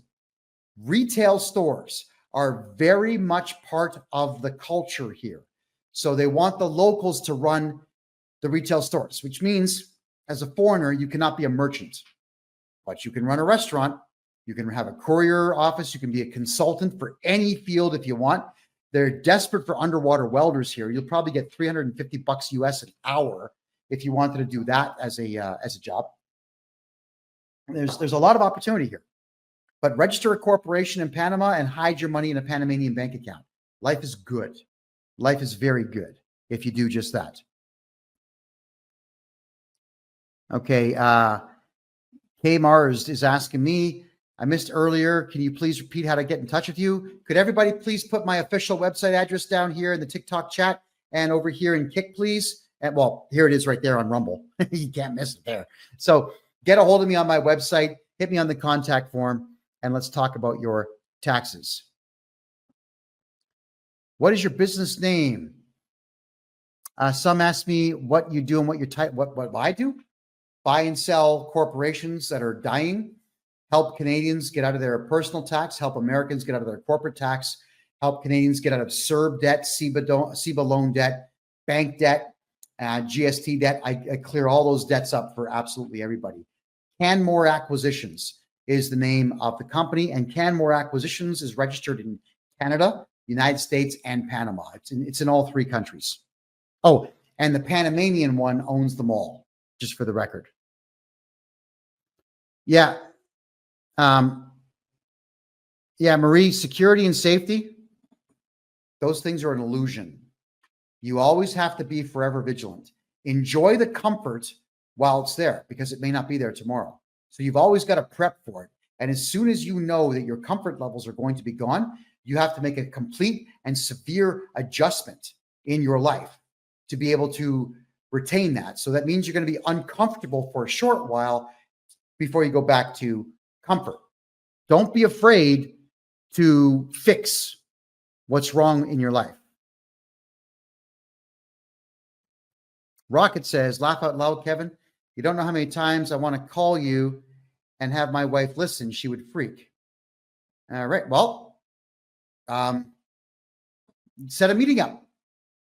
I'll tell her everything she needs to know. I'm in.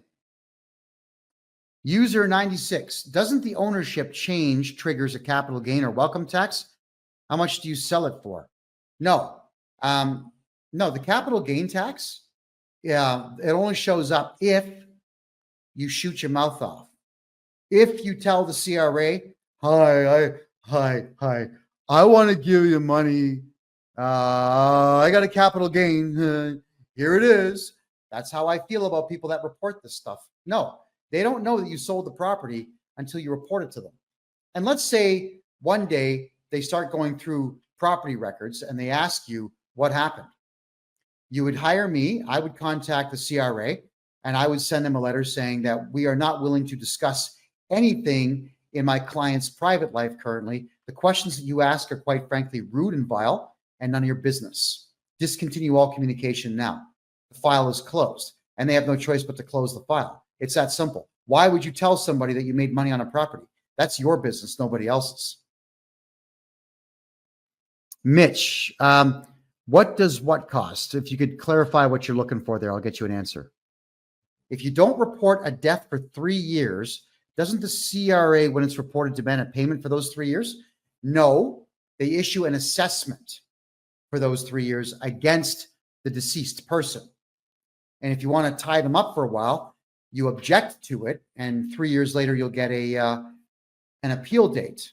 But good luck. The person has passed away. So they're not going to be showing up for court. You can show up on their behalf and say, here's the death certificate. The person's been dead for 6 years now. So, Your Honor, this is harassment. Throw this out. And they probably will. Okay. Just checking out more of your questions here. What if I inherit my mother's house and I go to sell it? Shh. You get your mom's house, you want to turn around and sell it? By all means, sell it. I wouldn't tell anybody about it at all. Just keep in mind, especially in today's market, you don't really make money selling property. You make money hanging on to it. So I'm wondering, would you not rather hang on to it and rent it out? Would that not be a better use of your time and better use of that house as a resource? I have to leave that decision up to you, but I would say that as long as you keep your mouth closed about what you're doing, there's going to be no capital gains tax. Get a hold of me. I'll make sure there's no capital gains tax. That's just how that works. All right, let me check the Facebook room here. Okay, I'm just going to read. D. Catherine's asking me, what I mean is in the will, it says the property is to be sold and the sales to be divided, but is the house going to be charged capital gains on the sale? Okay, Catherine, good question. Here's the biggest problem with siblings. When mom and dad die, the siblings start arguing. Well, I cut the grass 17 more times than you did, so I get more. And if you can't agree on what to do with the house, what happens? One of the idiot siblings will then put the house into probate. First things first, the lawyer's going to grab $50,000, $60,000 out of the whole thing. And then he'll stretch it out for a year or two to get more money out of it. So by the time you get the house, you've lost half the value. That's the problem.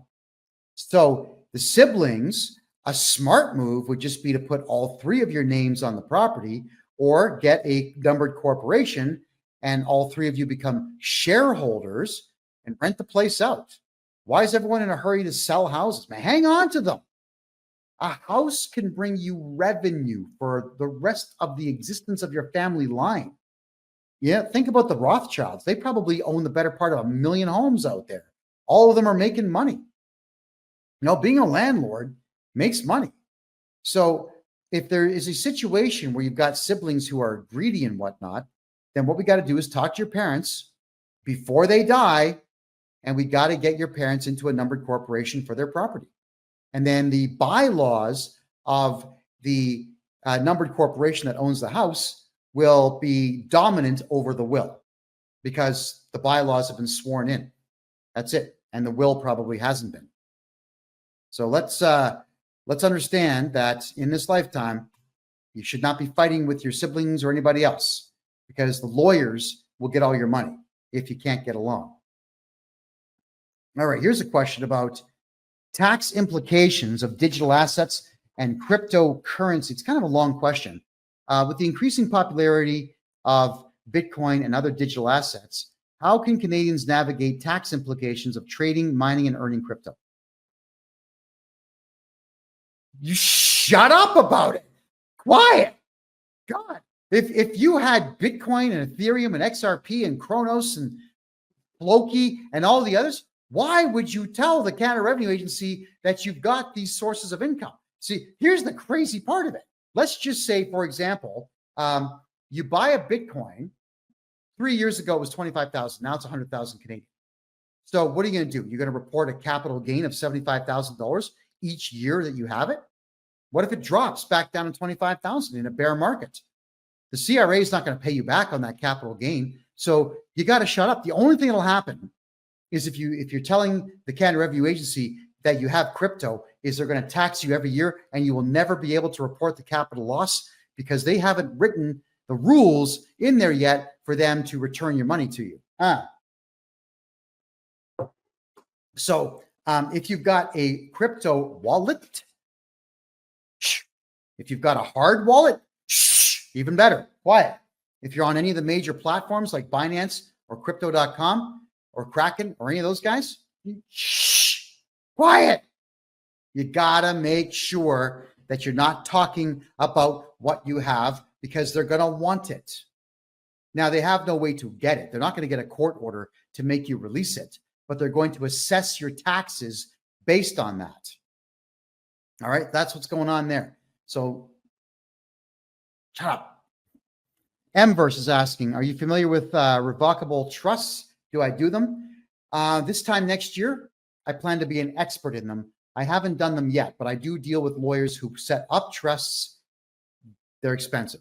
So I haven't been recommending it. We've been hiding everything in numbered corporations because they're inexpensive compared to what a lawyer is going to charge for trusts. We'll get there. Canmore acquisitions will eventually be there. Don't worry about that. A year from now, no problem. What wallet do you recommend to hold XRP?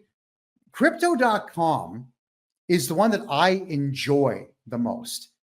It's got the ability to sell, buy, and trade, swap any currency you want. You could have mini Flokiata and buy Bitcoin with it. You could have Litecoin and buy XRP with it. You can bounce your money all over the place. And they've even got this really cool feature where I'm sure a lot of you have done this, where you've made a bunch of trades and you end up with, 10 cents of Bitcoin and 40 cents of XRP and 90 cents of Shiba Inu. And you've got like $9, but it's all in little pieces of crypto. Then you just go to crypto.com, you say cash in dust or convert dust. They call it dust in the crypto world. So you get your $9 into Bitcoin, right? They'll actually do all of that for you. It's a really cool platform. It's a lot of fun, especially if you bought, let's say 100 Bitcoins 10 years ago, you have a lot of money you can just play with. And I've played the up and down market with a lot of coins on crypto.com. It is fun. But I mean, Andrea, any of the standard wallets are going to be fine. It's going to be a matter of which one do you think is the best for you. Kraken has the good mobile wallet. The hard wallets, those ones are good. Margaret says, if the deceased person has a government pension, by not declaring their death, this income is still received. Yes, it is, in the way of checks or in the way of deposits. Right. So what you would do at that point, if it's checks, then you can simply just write down moved and don't cash them. All right. Or if it goes into the parent's bank account, you could leave that bank account open if you wanted to, earn interest on it.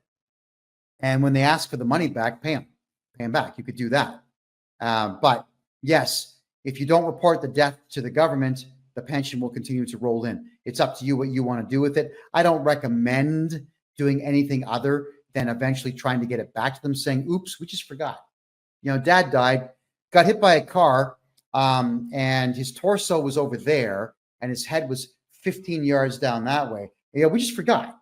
We forgot he died. So here's your checks back. Don't keep the pension money, as much as we'd all like to do that, as much as we all think it would be hilarious if mom and dad died, put their body in a freezer and just collect their pension until we die. That it's still illegal. So that one I wouldn't do at all.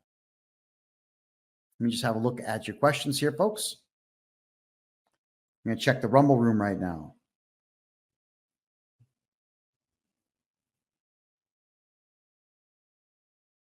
I'm just looking at, okay, so it seems on Rumble, looks like people are talking to each other. There's no real questions there. Let me have a look at the questions here.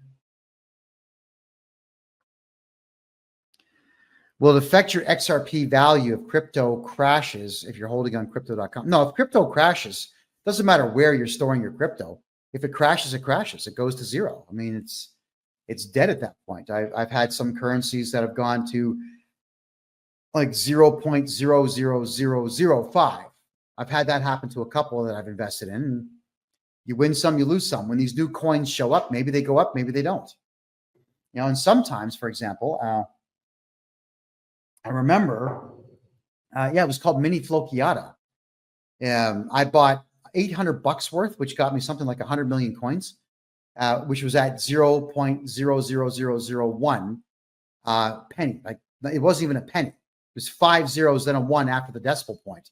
But I figured if it went to a penny, cha-ching. So I bought a bunch, and the decimal point moved 1 over. Wasn't enough for me to sell it, so I'm just going to hang on to it and see where it goes. Sometimes you win, and sometimes you lose. Investments are kind of wonky that way. The only real stable ones in the world are real estate, because everybody wants to have a piece of land somewhere. Alrighty. So I got a question here. How does the Canada Revenue Agency tax different sources of income? By issuing threat letters. Your sources of income could be the following: a job, a part-time job, a contractual employment position, commission sales, theft, dealing in drugs, like illegal activity. All these things could be income. Don't do illegal things. I'm just saying you can get your income anywhere. And if the CRA knows about it, they'll definitely want to tax it. There was a while back in the 80s, there was one, I can't remember his name, but there was a politician that went around interviewing prostitutes in Toronto and Montreal, trying to get them to pay income tax on their money. And he was trying to sell it to them, saying, think about all the benefits you would get. You would get a pension when you grow up. Thinking, pension? Oh my God, are you kidding me? No. Oh. So the CRA will look for any way at all to be able to tax what you have earned, but it's all done through threats. So the question is elongated here. Many of my friends are asking how the CRA treats different types of income, such as employment income, investment income, capital gains, and rental income. The truth is they categorize it, but it doesn't matter. To them, it's all the same. It's income. What they do is they add all these titles to it because they want you to think that you are somehow obligated to give it to them. So on the tax form, they've got all kinds of crazy things like other income. And that's where you would put down things like prostitution and gambling, if you were so inclined to do so. So that they want it from anywhere. They don't care where they get it from. They want you afraid of the process enough to snitch on yourself about every income source you have. That is what they want from all of you. All right. So let's think about protecting everything you've got. And let's think about having me do your taxes so that we don't have to stitch on yourself about every little thing, especially if it's not even income. I mean, in some cases, there's a lot of folks out there, they get $10,000 given to them as a gift. And a bad accountant will say, oh, you got a gift, did you? All right. You got married and someone gave you a gift of 10 grand. Oh yeah, we're going to put that down because I don't want to lose my license. That's what they'll say. It's crazy. No, you don't want to declare gifts. Those are yours. You keep them. Speed Up says, what do you do with the letters? If you're referring to letters from the CRA, you definitely want to reply to everything. Whenever they send you a threat, you have to send your own threat back. I know exactly what threats to send, so you can hire me as your agent to deal with your tax issues for you. Rocket says her family just went through a death of the mother, but it's already in probate. Well, you can get something out of probate by simply telling the lawyer, dude, it's over. No more probate. We didn't hire you. We didn't ask for this to happen. Quite frankly, I don't know how you did it. Call the police. File a complaint saying this individual here is ripping us off. He's committing fraud over 5,000. Lawyers are grabbing all kinds of houses out there and sticking them in probate. But the message is for all you adults out there, find a way to get along. Arguing about who gets what is really stupid. Here's the deal. Do you really think that your life is going to be so much better if you get $8,000 more on your parents' house when mom and dad die? Honestly, because you did what? Because you're the one that fixed mom's garbage disposal, so you should get $8,000 more? Come on, man. Yeah, it's amazing how people just can't be happy. They cannot be happy. with what they get. Everybody wants more, more, more, more, more. And in a lot of cases, it's not even that they want it because they're greedy. They just don't want the sibling to get it.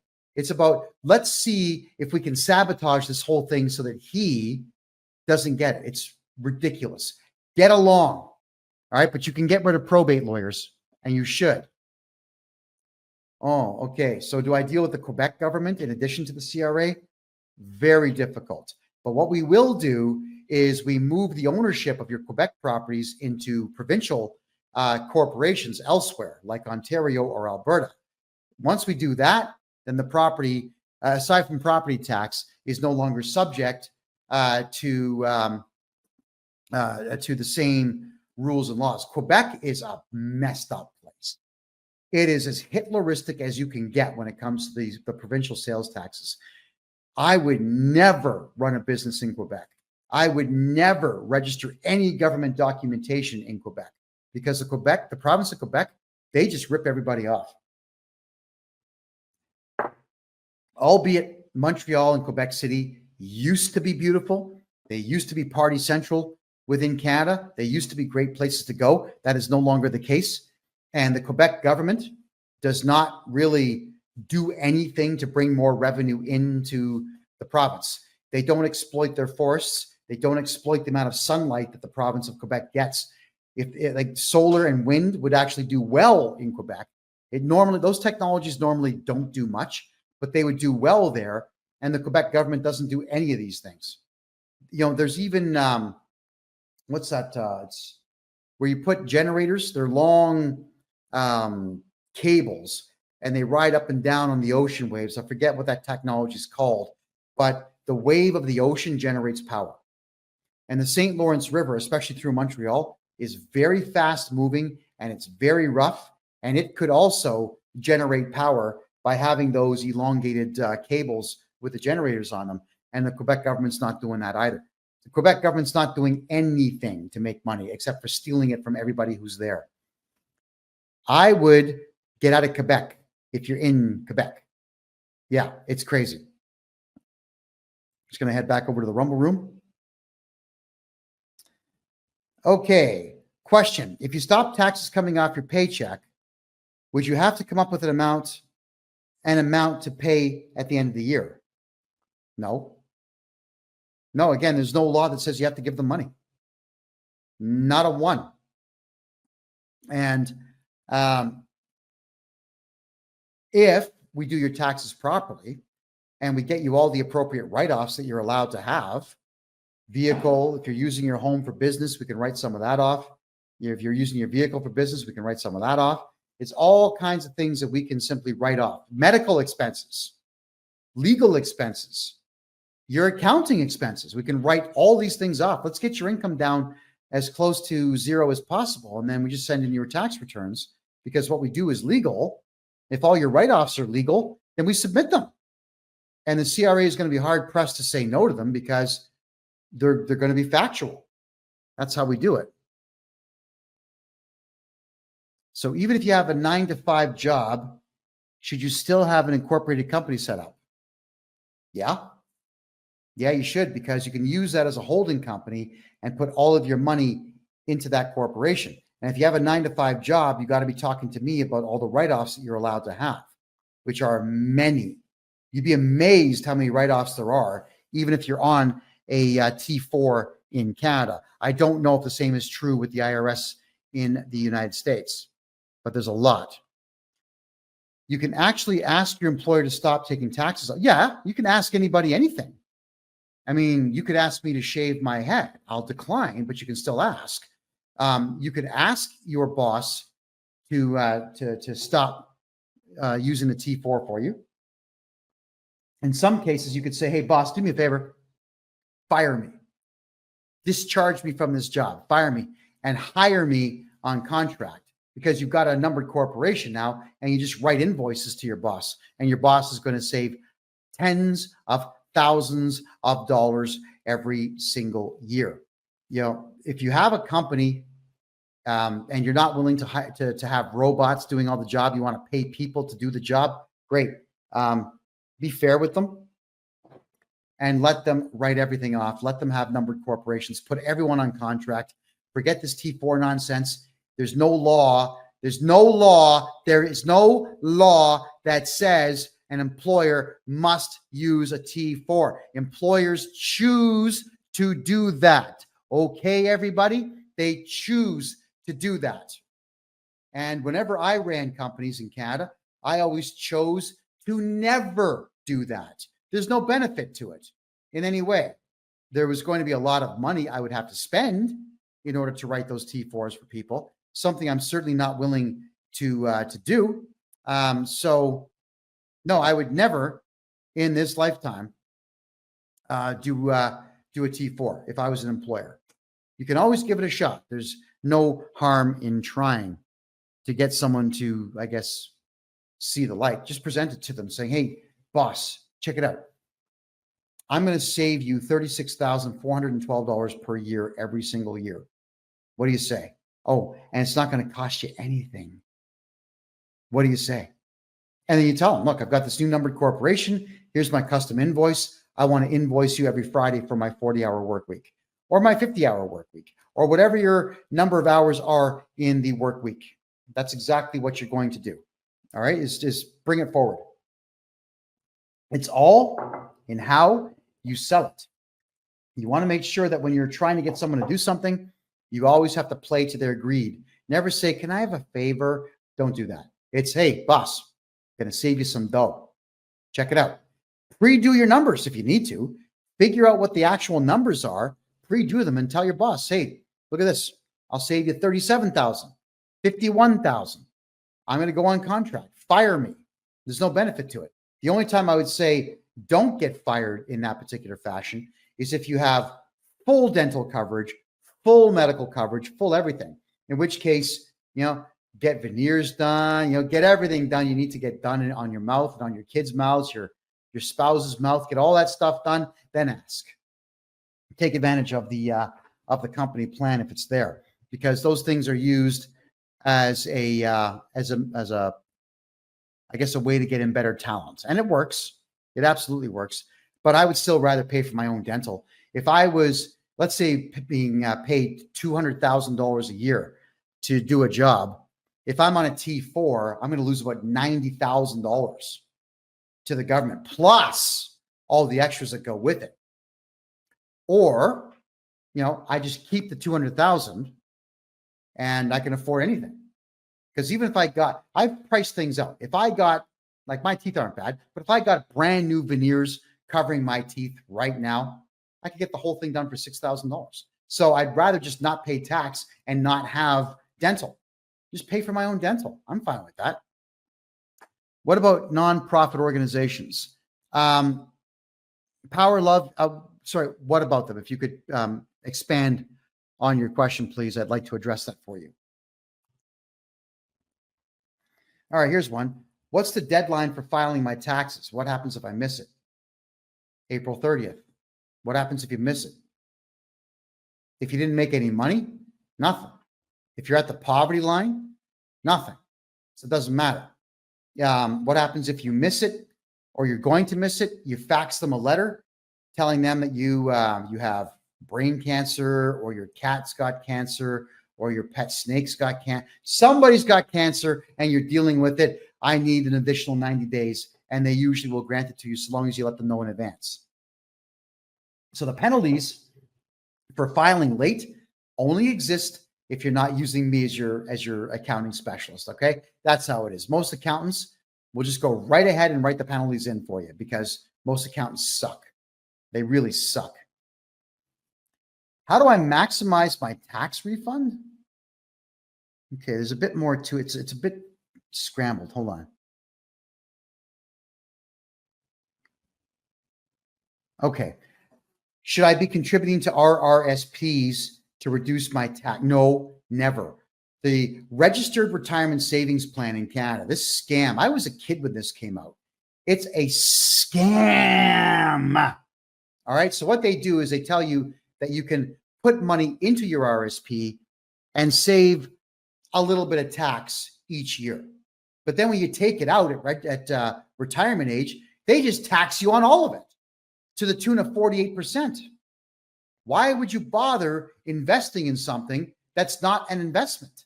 And the part that really gets on my nerves the most is that the banks who hold your RSPs or the fund companies that do, they actually will hold your taxes back on that particular day, the day that you cash them all in.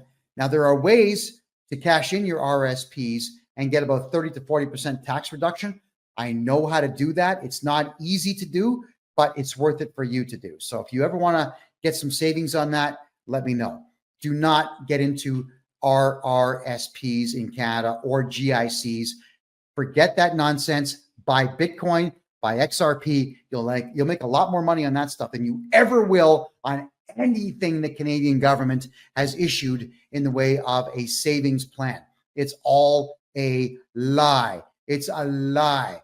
Just like tonight's show is called, we got acts, laws, and lies. So we've covered acts, we've covered laws, and now we've covered lies. That is all that they do, is lie to you, to frighten you into giving them money for nothing. Speed up. How do you contact me? Could everybody please put my website address right now in the chat room right here on TikTok, please, so that our good friends can get a hold of me and get their taxes brought down to zero where they should be. What should I do if I make a mistake on my tax return? Call me. We're going to look at the mistake, scrutinize the mistake, and refile your taxes. You could refile your taxes back. They say it's only 10 years, but if you do it my way, you can go back as far as 15 years. You can look at all the mistakes in your tax return, every mistake that was made, and resubmit the correct version. Because the CRA, heaven forbid we give them incorrect information. Oh my goodness. So if you're coming to me to get your taxes done, in a lot of cases, I go back 10 years and I fix every mistake that was ever made by the previous accountants or sometimes yourself. And once those mistakes are fixed, you'll find that you're going to be getting back quite a bit of dough. Typically about half of what you paid, you get back. So some of my clients have gotten checks back as high as 400 grand from all the nonsense that their previous accountants have done that we corrected. It is okay to make mistakes with the CRA. It's okay to make mistakes on your tax returns. Hire me, and I'm going to fix them all right up. Wow. Well, that's a lot of great questions tonight, everybody. I want to say thank you very much for all your questions. This is the Real Estate and Money Show, where we talk about real estate, money, and taxes. I know tax season's coming soon, so we're going to be covering a lot more to do with taxes. Thank you for the heart. Than we are real estate right now. But come the new year, there are some very big real estate projects I'm involved in here in Panama and a couple in Mexico. So I'll be sharing with you a lot about how to invest properly internationally to make the most out of your hard-earned dollars. My God, because it is so difficult to make money these days and so easy to spend it because the price tag on everything is through the roof. And it's all artificial. It's all by design. And it does nothing but hurt we the people. So let's fight back a little bit by getting me to do your taxes for you. I love saving people money. I hate the CRA. I hate the Canadian government. In fact, I hate every facet of the Canadian government. None of it is to the benefit of the people anymore at all. So let's just stop giving them money. Period. Wow. Oh boy, everyone. Oh yes. And I'm going to be covering the election on the 5th. That's Tuesday the 5th. We're going to have some American guests come on the show to talk at length about what's going on in the United States. April or June is definitely coming on. There's going to be a few other surprise guests for Tuesday's show. We'll cover the entire election for at least 4 hours, possibly 6 that night. So we're going to be starting a few hours early. And that's going to be on Tuesday. That's Tuesday, the 5th of November. Let's see what happens with that election. My name is Kevin J. Johnston. This is the Real Estate and Money Show, which is every Thursday at 9 p.m. Eastern Time, right here on freedomreport.ca. To get a hold of me to get your taxes done, right there. It's kevinjjohnston.com. We'll see you next week, and good night.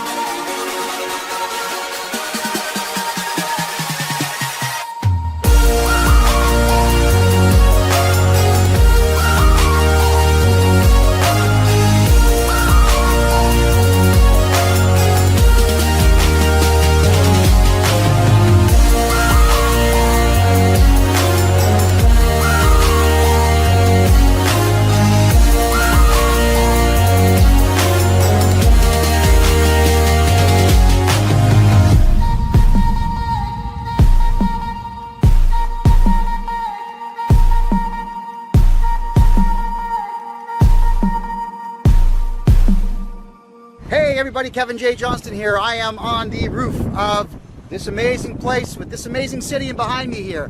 Yeah, that's downtown Panama City. For those who think that I'm in a third world country, well, very not, as they say. I'm standing on a rooftop of a condominium down here that has been built with gentrification in mind.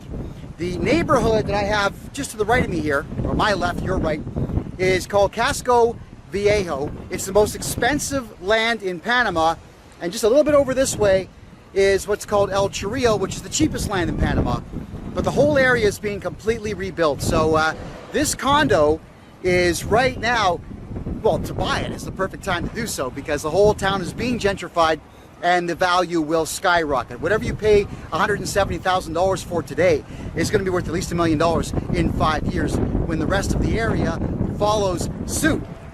And speaking of condos, that is the point of tonight's show.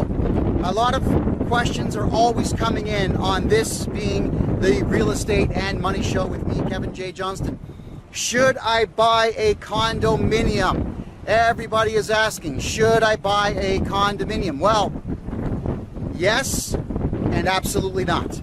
Both answers are correct, and I'm going to cover all of that now. If you're going to be buying a condominium in a place like Panama City here, or in some cases condominiums in larger cities, or even brand new developments in Mexico and El Salvador, the odds of the property value going up are incredibly high. Yes, that's right. For example, in Tulum, which is south of Cancun in Mexico, in the Yucatan Peninsula on the east side of the country, there's a brand new airport there and a lot of development. Now, right now, condominiums are selling there for about $80,000 US, and I suspect within 5 years, because now that Trump's in office, a lot more money is coming into Latin America and the United States, not necessarily Canada. A lot of money is going to be coming in. Americans who will have more net worth are going to be buying these properties up, prospecting for future value, future resaleable value, which is exactly why I'm buying property down here in Panama, because I am thinking 5 years down the road. I'm thinking about my retirement now. I'm 53 years of age. I'll be 60 in 7 years. I am closer to 60 than I am to 40. So I do have to look at all of the ways that I can retain my wealth. So let's talk about wealth retention first, and then I'm going to dive into condominiums so you get a really good sense of what I'm talking about. Wealth retention is incredibly important. In Canada, the Bank Act is going to expire. It was going to expire. The Federal Bank Act was going to expire on June 30th of next year. But thanks to me and my show, the Canadian government, after I told Canadians, get your money out of Canada, do a bank run, clear everything out of your accounts and come to Panama, as soon as I said that, the Canadian government put a 2-year extension on the end of the Bank Act. But when the Bank Act of Canada expires, that means that the Canadian dollar can be, if they choose to, dissolved and replaced with the central bank digital currency, which they were planning on doing last year in Canada, and it did not get done because the Liberal Party of Canada is far too disorganized. If they were more organized, they would have got it done, but they're not, so they didn't. With the Bank Act expiring, Canadian dollars that right now are worth about only 70 cents of the US dollar will continue to drop in value. Now, how do you retain the value? Gold and silver. You definitely want to buy gold and silver. Now, even though the Canadian government has sold off all of our gold reserves in Canada to China, of all places, there's nothing to back the currency. There's still gold being minted as bars and coins within the country. Funny enough, as terrible as Canada is at everything, it's actually good at maple syrup and gold and silver bars. They're even pressing copper bars and copper coins right now, which are still a decent investment. They won't go up as fast, but still a good thing to have.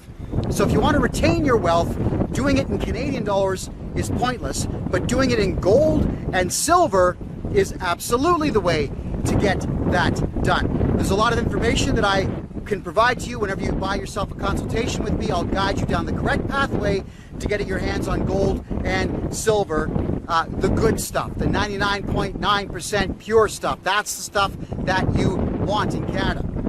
Wealth retention also comes in the way of property, real property. When I say real property, I am talking about things that you can live in, all right? You can live in. Let me address one more thing though before I do property. Crypto. A lot of you say, I'm not getting into crypto, it's a scam, they can just shut the electricity off, blah, blah, blah, blah, blah.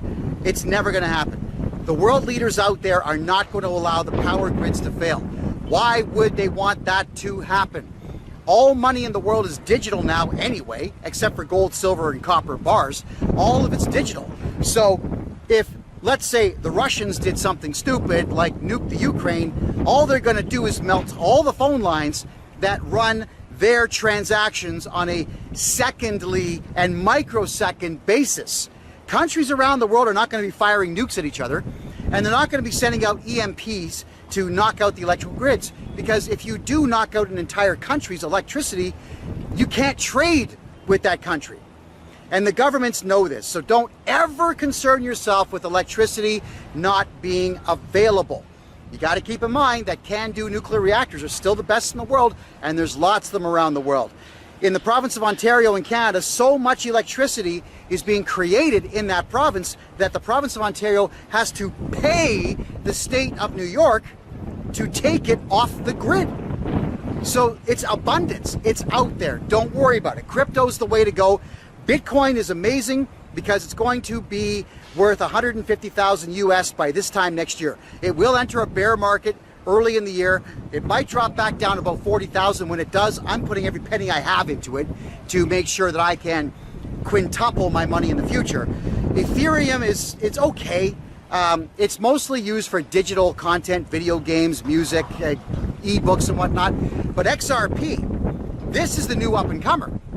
The Russians have indicated clearly that they want to go with XRP. Why? Because it's only 71 cents Canadian per coin right now, as opposed to $100,000 Canadian per coin with Bitcoin, which means it's going to be more widely available and more widely used by the people of Russia and all the surrounding areas. The former Soviet republics, for example. Imagine Kazakhstanis being able to buy Bitcoin. They simply cannot. So they'll be into XRP. If XRP becomes the official digital currency of Russia, you can expect it to go past $50 per coin. Imagine buying coins at 71 cents and then having them go past 50 bucks a piece. So I'm buying XRP for quick investment income, and I'm buying Bitcoin because that's my digital gold. I buy silver, I buy gold, and I'm buying pressed copper coins. But now, property. You have to have a diverse portfolio if you're going to continue to try to live in Canada or do business in Canada or have some wealth in Canada. Some cash, some US cash, some gold, some silver, some crypto, and absolutely a property. So many of you out there are just absolutely dying to sell your houses. Don't do that.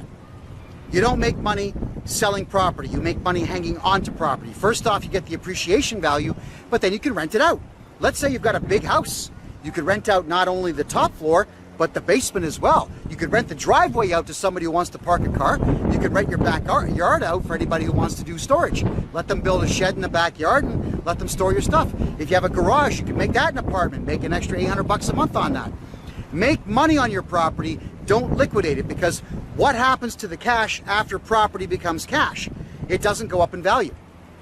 Canadian banks right now are paying 0.01% interest on money. In downtown, right here in Panama City, there's 52 major banks. I made a presentation to the mayor of Panama showing him how the banking system in Canada works, and they all just lit up. What? For $1 million in the bank, you get 0.01%? Put $1 million in the bank here, you get between 7 and 12. Holy smoke, you can make $70,000 a year just in interest, and then let it sit and compound it.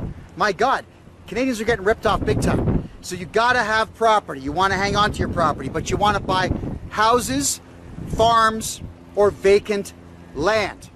I cannot stress enough about the condominium market. I will talk about Panama shortly. I want to talk about the Canadian condominium market, and I want to talk to you about it so that you fully comprehend where I am coming from. It is absolutely urgent that you understand precisely what I am saying to you now. Condominiums in Canada are the stupidest thing you can buy. It's dumber than buying a car. It's dumber than buying a cup of coffee for $5 when you can make a cup of coffee for 8 cents at home. It's that stupid. In Canada, condominiums are not freehold. Freehold means you own the unit, you own the little piece of patch of grass or whatever around it, you own it. In condominiums, you never actually own it. It's more like a long-term lease. So you might drop $500,000 to have your name on title on a unit, but you don't own it. The condo corporation that owns the building actually owns your unit. And they can, if they choose to, kick you right out the front door of a unit that you own. We saw this done during the fake COVID nonsense, where landlords would say, put a mask on when you're in our elevators, or actually it's the condo groups, and people would say, no, there is no pandemic, I'm not wearing a mask, only to be banned from the entire building. Yeah. So imagine dropping $500,000 on a condo and being banned because some crazy security guard doesn't like your choice to wear something on your face or not. Also, the fees. Let's talk about the fees with Canadian condominiums. The first thing you're going to be paying is your mortgage. That's big. A $500,000 mortgage right now is probably going to be about $2,700 to $3,300 a month in mortgage. Property tax, yeah, you have to pay property tax in Canada. You're in the sky. You're in the air, but you still got to pay property tax just like a house. Because the city is going to say, well, we have to run water and there's sewer and we got to run electricity and blah, blah, blah, and we got to clear the roads. Okay, a little bit of that is true. But the property tax that's being charged right now on condominiums is equal to smaller houses, especially if you're in Toronto and Montreal. Condo property tax is higher than houses on the east coast of Canada. Double what you would find in places like Maine and Massachusetts. Think about that. Then you've got the maintenance fees. That is correct. And the maintenance fees are monthly, and it's whatever the condo corporation decides that they want to charge you for that space. You're in the air. The maintenance is supposedly supposed to cover janitors to clean the place, keeping the elevators running, keeping the lights on, keeping the pipes clean, keeping the AC running, keeping the heat running in the winter, snow removal in the winter in the parking lot, salting the parking lots in the wintertime, cutting the grass, growing the grass, installing Lord knows what in the way of toys for kids outside. If there's a pool, which many don't have, the maintenance on the pool, they'll tag you for everything they can. And I have just recently had a family member come to me saying they found a condo that they absolutely adore, and we went through it. It's 1,000 square feet. It's got one bathroom in the whole place. Imagine a 3-bedroom place with only one bathroom. You're not allowed to expand the closets into another bathroom. They won't let you do it for whatever the reason. The maintenance fees are $1,000 a month on this place, and the property tax is $3,000 a month for a garbage condominium. And the way that they were laid out in the 70s was awful. It even has parquet flooring. You remember that stuff? That's the stuff you're supposed to shovel up and throw in the fire, burn that stuff. I can't stand parquet flooring. It's not even fit for gymnasiums anymore. So there is no value in a condominium. $12,000. Oh, one more thing. A lot of times these condominium corps, they will put the Canadian goods and services tax on top of the fee. In Ontario, where Toronto is, that would be an additional 13%. So the maintenance fee is $1,000 plus $130 in tax, plus the property tax, plus the mortgage, plus the parking space for $100 a month you got to pay, plus.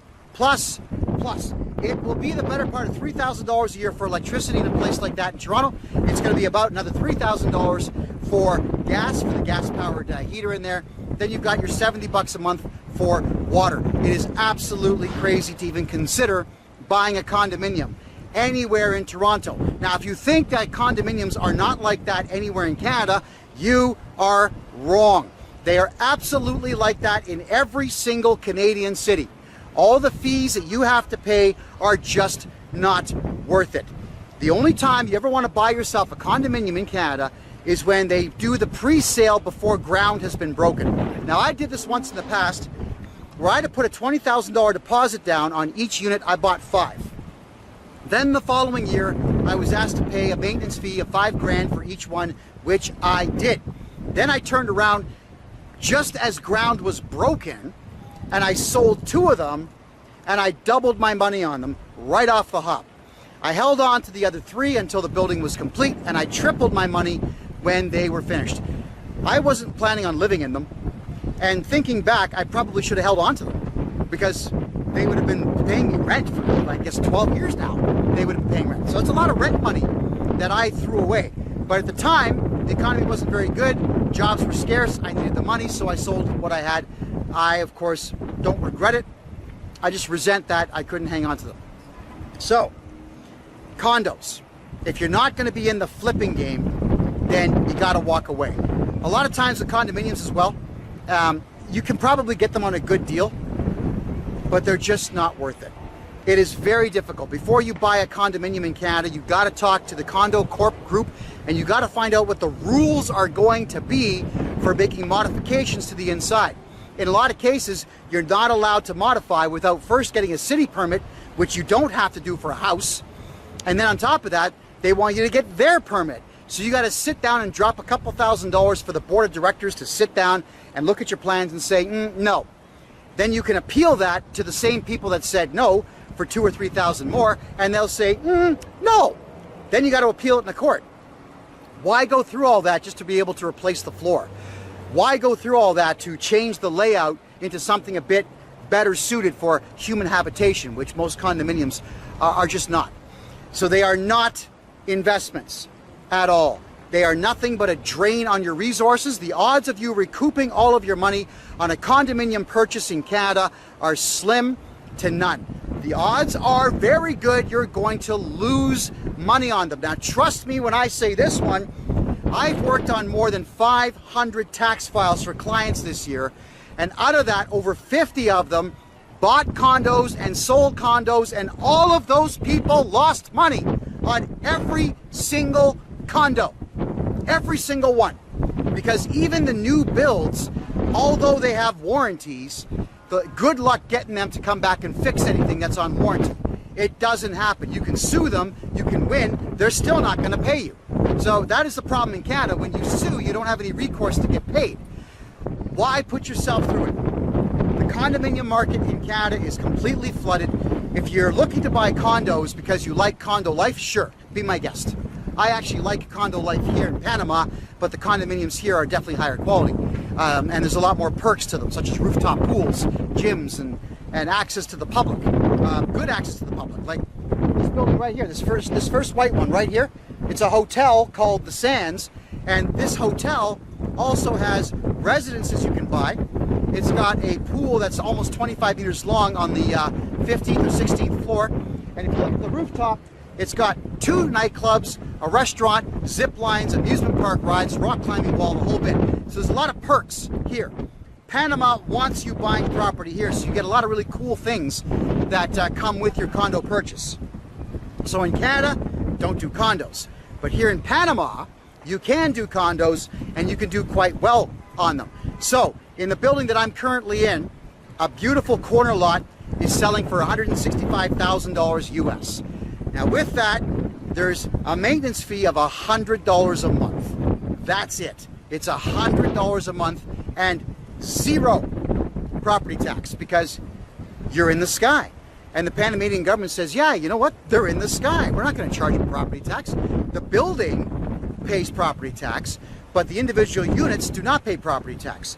And I've made an arrangement now for a lot of you who are looking to move your money very quickly. Let's say you've got Air Miles credit cards or those gold Visa cards that have all kinds of benefits to them, and they give you prizes based on what you spend.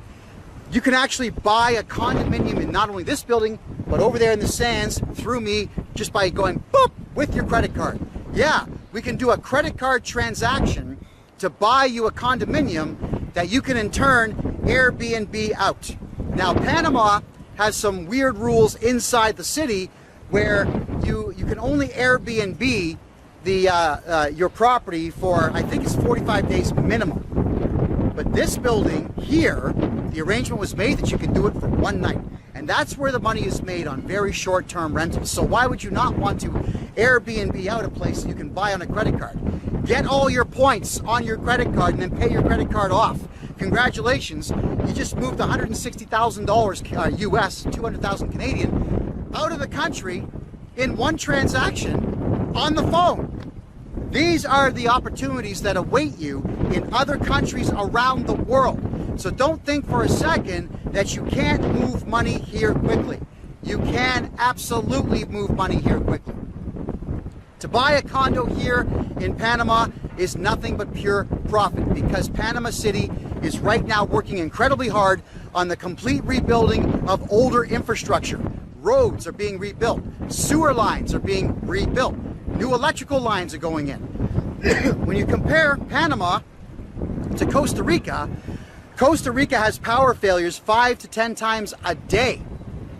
Panama has had 3 since I got here.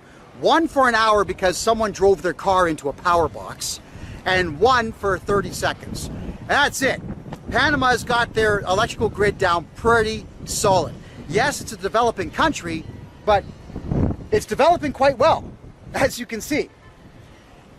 The malls here in Panama are better than all the malls in Canada right now.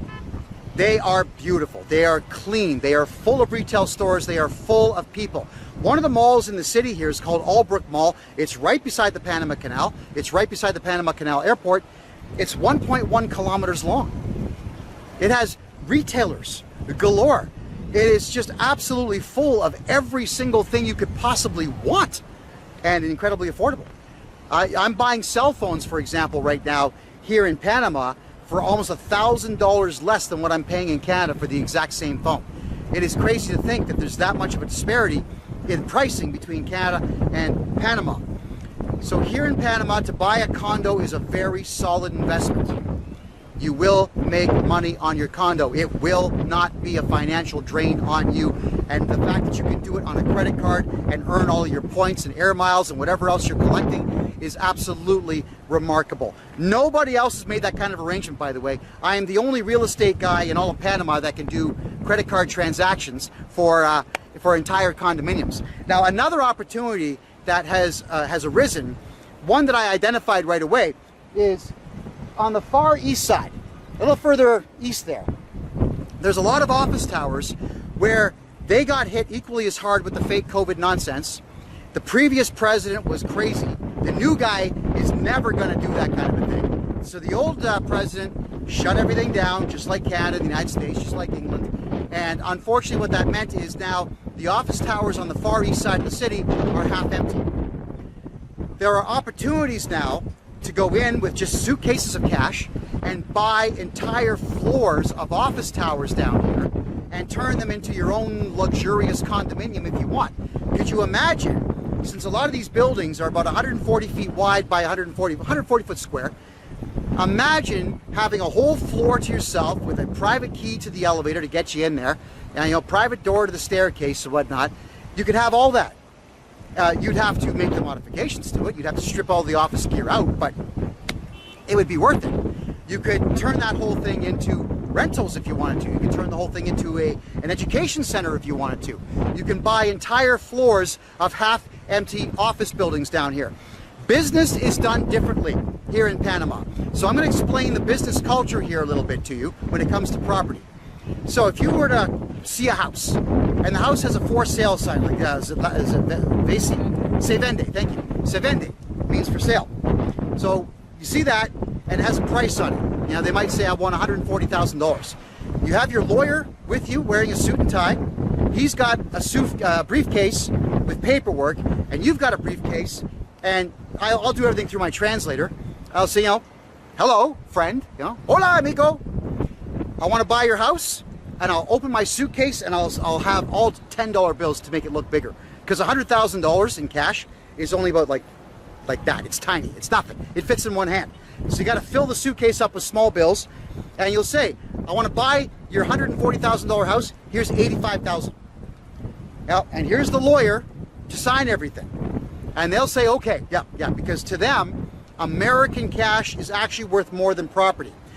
The culture has not evolved enough yet for them to look 20 years down the road and think about gentrification and think about the capacity to split their lots up into 2, 3, 4 lots and so on. These are things that we do in North America, but we've got, you know, a good 50-year head start in that type of a concept. So if you are looking to buy land here, show up with cash and your lawyer, and you can buy whatever you want for the price you want to pay. That's how it works. So if you want to do anything here, cash is king. It is very easy to get cash here in Panama, and it's actually very easy to open up bank accounts here in Panama. There's 52 big banks in this city right here. 52 big banks. If you want to open up a personal bank account, if you're a Canadian or an American, it's 950 Canadian dollars. It'd be about $725, $730 US right now. That gets you a lawyer and me walking into the bank with your paperwork, getting you a personal bank account. And we deal only with the top 20. We don't go to the really small ones. We go to the top 20 banks and get you the account that you're looking for. To get a corporation registered with a bank account down here is $4,000 US dollars flat rate. There's no tax on that. That gets the corporation registered, all the paperwork that you need, and gets you the corporate bank account open. Again, you can do all of this remote. That's what you're paying for, is to get it all done remote. If you fly down to Panama and walk in the bank yourself, they'll do it free, right? But you got to fly down and get it all done. You know, we can do it for you well in advance and have you start moving your money down here. And as for the corporate account, those are the best things on the planet to have here in Panama, because there is no courthouse in Panama that's going to do what the IRS says or do what Revenue Canada says. So many of you say, well, Panama's got treaties with Canada. Panama has a treaty with Canada if you're a murderer and you're on the run and they figure out that you're here. Yes, of course the Panamanians will tell the RCMP or the FBI, come down here and get him. He's yours. But if you're down here doing business, or you're down here trying to beat taxes in Canada or beat taxes in the United States or in the United Kingdom or Australia, they don't care. They're happy that the money is here. So the banks get chartered by the federal government here, but then that is where the federal government just steps back. The banks do not cooperate with the federal government here at all. So even if the Canada Revenue Agency or the IRS sued you, which the CRA does not do in Canada, by the way, if they sued you and won, the IRS does, you could get that court order, then they would have to come here to Panama and sue you in Panama and actually win before they could get a court order to get your banking information. But at that time, let's think about this, would they even know what bank you're with? And that's the funny part about the Canada Revenue Agency. They know what bank you're with in Canada because all the banks are chickens and they report everything to the banks. But the banks here are not reporting anything. So your money is 100% safe down here. But always do it in a corporation. If you're looking to hide millions, do it in a corporation. If you're looking to earn interest on your money, then you open what's called a foundation down here, which is the same thing as a not-for-profit corporation. A foundation acts as a holding company where you can have bank accounts that earn interest. So you get the same interest rate on your foundation bank accounts as you would on your personal bank accounts here in Panama. Now that is the best way to protect family assets. So the foundation becomes something that just gets passed down to the next of kin instantaneously. It's the same idea as having a family trust or a numbered corporation in Canada where someone dies, the shares just get split. Now I'm going to explain that one for you right now. In Canada, the Canada Revenue Agency, they do things like put not liens on your property if they say you owe taxes, but they're called writs. So the writ that they would put on your house is actually not a lien. It can be beaten by filing a motion in the court to have it lifted. And the odds of it being done are actually quite high because they didn't get a court order to put that writ there. They just went ahead and did it. And it's the same idea as a contractor's lien. If you put a lien on someone's property, you still have to perfect the lien by filing the lawsuit and showing all your evidence as to why it should be there. Because the lien can be argued to be removed in the future. So why give them the opportunity to put liens on property at all? Why not register a numbered corporation in Canada? I can do that for you. It's cheap, it's fast, it's done in 3 days. We declare it a holding company, and then we have that numbered corporation added to the title of your house or your condo or your farm or your collector cars or whatever you've got, and then we remove you a month later. And that way the numbered corporation now holds that property. Then we're going to make sure that we declare it just a holding company in your corporate bylaws, which I will write for you. We'll get them sworn in, so you're going to make that gesture with a notary public and say, I swear everything's true. And once that is done, whatever the corporate bylaws are will actually circumvent whatever your will says. That's something to keep in mind, which makes it powerful and means the property can never go into probate. I'll explain that just a little bit further here. So let's say, for example, I buy a house in Toronto, it's worth $1 million. Let's just say for the sake of argument. And because I've got kids, what I would do is I would have myself holding 51% of the shares, and the kids would split the 49. But in the corporate bylaws, it would state that whoever dies, the shares that remain get divvied up equally amongst the survivors who are part of the corporation. Should all parties die, the corporation will then be transferred to ex, brother, cousin, friend, ex-wife, ex-lover, doesn't matter who it is. I can designate in the corporate bylaws who it goes to, which will absolutely annihilate the capacity for any lawyer to grab the property and stick it into probate. Because this is something you have to avoid. Lawyers right now, there's too many of them in Canada. They don't have anything to do.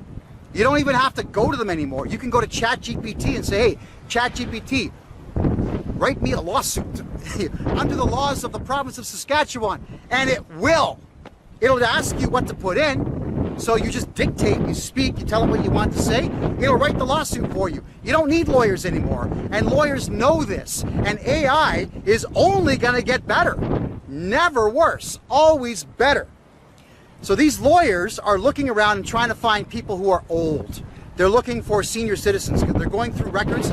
I don't even know how well, I do know how they're getting them. They're getting them through Terranet. And they're finding out who is over the age of 75, 80 years old, and they're putting themselves down as the probate lawyer on that property, completely illegal, because the old guy or the old gal or the old couple that own that house, they're not hiring that lawyer, but the lawyers are lying and saying that they were retained for it. So what they will do when they find out the house the person has died, they will just get a friend of theirs to write them a check or a money order and put that in the bank so they can say, no, look, we got a $10,000 retainer here. Then they just take the $10,000 out and give it back to their friend. That's what lawyers are doing in Canada right now. So if you have your house or your collector cars, your gold, your silver, your priceless art, if you have all of that in numbered corporations, and your insurance that you have on these things is to the numbered corporation, then there's no way for a lawyer to sneak in and say, yeah, I'm going to put this house into probate. It's not possible. It can't go into probate. In the corporate bylaws, and this is where I guess a responsible parent would come in, the corporate bylaws can be as detailed as you want. So let's say you've got 3 kids, 2 of them are stellar, good people, they hold jobs, they invest well, they're married, they treat their kids right, they treat their spouse right, and you got another burnout who's on weed and on alcohol all the time, hanging out with drug kingpins all the time. So you can state in the corporate bylaws that the loser kid has a 2% share in the corporation with no voting rights and can only ever retain the value of 2% and only upon death of the entire group, provided that he's not arrested for the murder of those very same people. So that's where you can put rules in saying that, you know, my idiot 3rd kid who's a burnout, we want him to get an education. So he has to go get a university degree. He has to show the transcripts and he has to show his grades. He's got to show everything. He's got to hold a job for 2 years and make this much money and actually file taxes, although you shouldn't. But you can do these things to make them improve themselves to get more shares in that house. You can actually utilize the corporate bylaws to dictate all the terms of how the corporation runs. Because if that loser kid is going to be a shareholder, and he's only got 1 or 2%, even if you gave him voting rights, he can only vote 1 or 2%. So whatever you tell him to do, he can like it or he can lump it. There you go. So forget wills for houses. Forget all that nonsense. A numbered corporation for your house. Ideally, you want another numbered corporation for all of your savings and all of your money, because you can put your money there. These are not corporations that make money.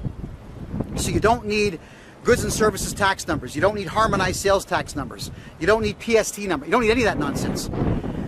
For if you got a collector car, let's say you've got a 72 Barracuda and a 69 Chevelle, and you got a 1905 Rio where you crank the engine. You got all these collector cars, and they're worth $5 million. You put those into another numbered corporation, separate the cars. And again, through the shareholders agreement, you could say, I have 51%. They can never be sold until my death, provided my death is not murder. And then dictate the terms of what these kids do with these cars. You know, you could even state that the cars can never be sold unless they get a certain value for the car. That the cars, if they are not going to be driven, must be put into a museum. Or you can dictate everything. It's your corporation, you dictate. Now, the kids can vote, they can outvote you after you're dead. They can do that, but at least what you're doing is you're establishing the rules of the corporation. You're keeping the government away from what you own, and you're also keeping these crooked, filthy, conniving, sneaky, nasty, vile, useless lawyers away from everything that you've worked so hard to get your hands on. When you're out there earning some more, it's yours. Don't give it away to these lawyers. Don't waste your money in Canada buying condominiums. Please don't do that. Don't waste your time even with townhouses, because you got to remember, if it's not what's called a freehold townhouse, you don't own it. You just don't own it. The condo group owns it. They will give you a difficult time about everything. The color of your curtains. If you put a Canadian flag or an American flag on the front, you can't do that. If your car has a loud paint job, you can't park a pink car in your driveway. It's worse than a homeowners association. This is the crazy stuff that people do because losers like to control the lives of others. If you don't want your life controlled, buy a house. Buy a house that has land, because you can always grow on the land.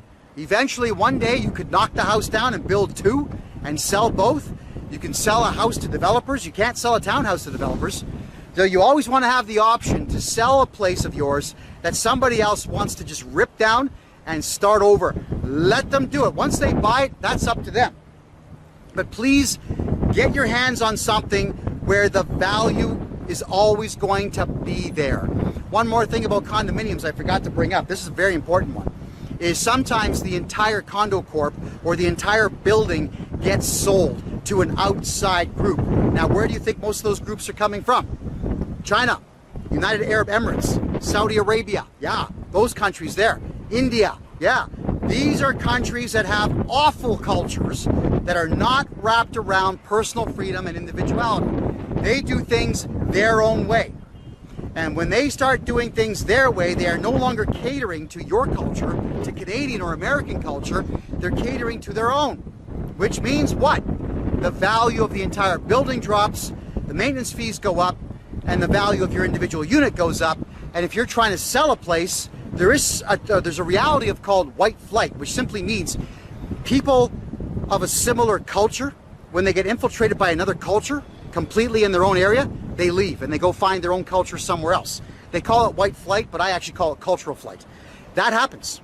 And when white flight or cultural flight becomes a thing in a condominium, your condo drops. The value it goes down, but you're still paying all those ridiculous fees on it, perhaps even more. And I am not interested in having anybody out there telling me what to do with what I buy. It's my money.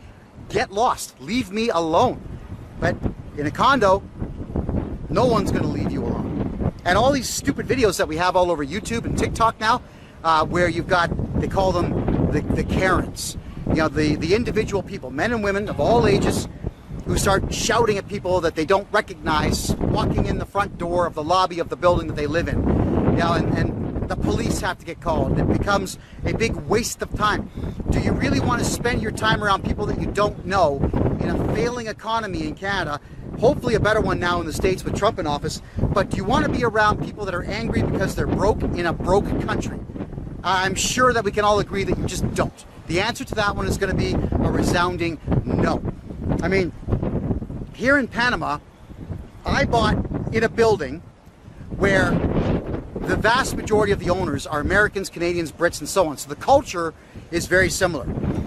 Panamanians staff it. So the security guards and the cleaning staff and the maintenance staff and whatnot. And you know what's awesome about Panamanians? They are eternally grateful for the jobs. Because when they're working for American, Canadian, white companies like this, well, then what they will do is, first off, they'll do a much better job because they want to keep that job. And secondly, they get paid more than the average does at a Panamanian company.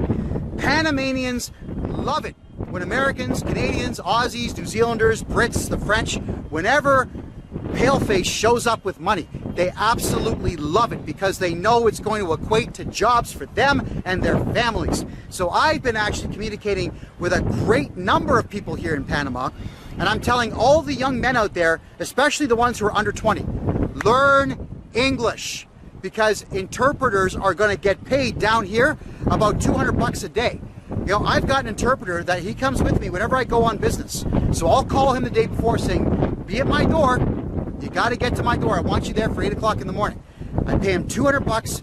He drives me around for the day. He translates everything for the entire day. I mean, I buy dinner. He's a hell of a guy. And I get all the work done that I've got to do. But translators down here who don't drive around, that just do the translations, they're like 20, 30 bucks a day. All right? I like to pay fair because when I see someone who brings a lot of value to my life, I'll pay them for it. But you can get away with the lower budgets down here. Because in a lot of cases, a Panamanian family, the whole family only makes about 2,000 US a month, but they're happy because they can pay all their bills with that, and they can actually put some away for a rainy day. Because the locals here, like I do now, they know where to shop to buy groceries for 20, 30 bucks a week. I'm buying groceries for 30 bucks a week. It's amazing. If you're coming down here, I'll show you where to go to get deals like that on food. And the food here is absolutely fantastic. So to recap this entire thing before I get going here is to retain wealth in Canada and the United States. Some cash, some gold, some silver, possibly copper. If you know how to get into Sri Lanka and buy tens of thousands of gems and bring them back, sure, try that too. Gold is better than gems. You definitely want crypto, XRP and Bitcoin. Bitcoin to hold it for higher value later. XRP because it will shoot up and you'll be able to use it anywhere in the world.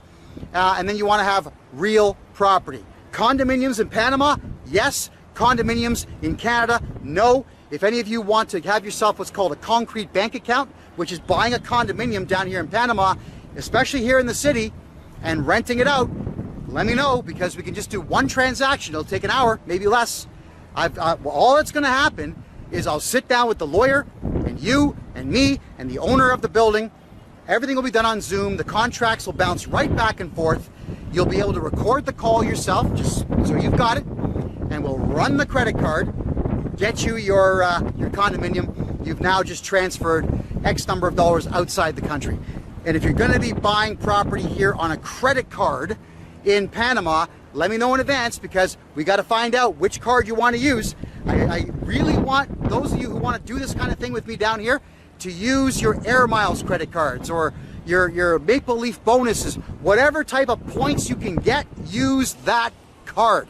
I'm just going to leave you with a story here. If you're in the city of Mississauga, there's an area of nothing but car dealerships. It's called the Aaron Center, the Aaron Mills Auto Center. Thank you. And in there's about 20 car dealerships. All of them are in there. Now, back in 1994, there's a bunch of them got together. They wanted to have pixel boards put outside. Now they would have TVs on the road, but pixel boards were all the thing. Like, you know, that kind of yellowish light fixtures that you used to see outside that you could have scrolling text on. They did that to say, hey, there's car dealerships here. So what happened is, back in the early 90s, these signs were $40,000 each, and they got 3 of them made. So the guy that coordinated the whole thing with all the other owners of all the other car dealerships, ready for this? Paid on his Air Miles credit card. Yeah. And this is back in the 90s, the early 90s. So $40,000 was a lot of money back then, I'll tell you. So he ends up walking in the room and says, hey, Kevin, check this out. And he shows me his air miles. He said, see here, I can fly for the rest of my life on one transaction. I'm thinking, Ben, tip my hat to you. Yeah, bow. Oh, wow, clever. So that is the type of thing that we can do.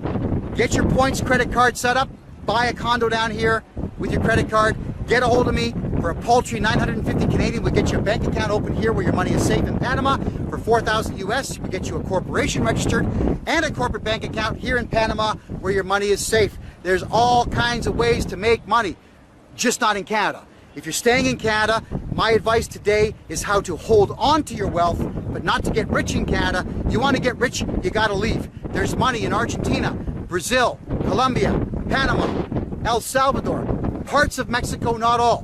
You know, right now, Eastern Europe, Russia, there's money floating around everywhere. United Arab Emirates still makes a lot of money. There are places to go around the world where money gets tossed at you.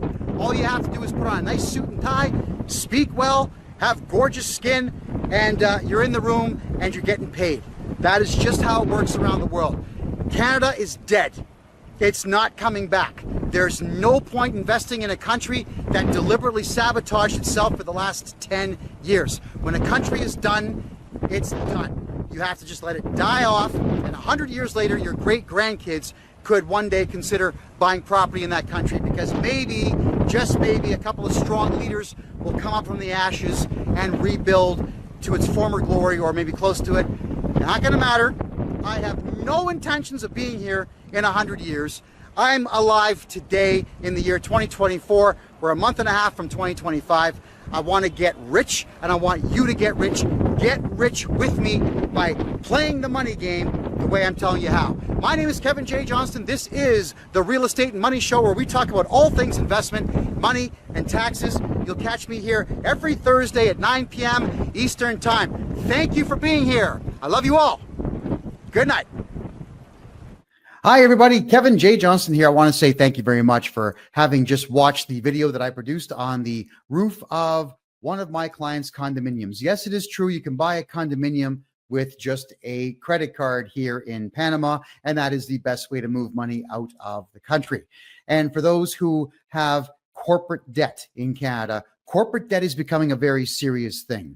What's going on with corporations now in Canada is the Canada Revenue Agency is going out of its way to break the law and actually hold all the directors of corporations personally liable, even for debts that are as old as 10 years. If you want to get away from all of your corporate debt, including every single debt the CRA is coming at you for on a personal level, simply get a hold of me, everybody. What I will do is I will buy your corporation from you. I will become the director of your corporation, and I will take on all of the financial liabilities that your corporation has.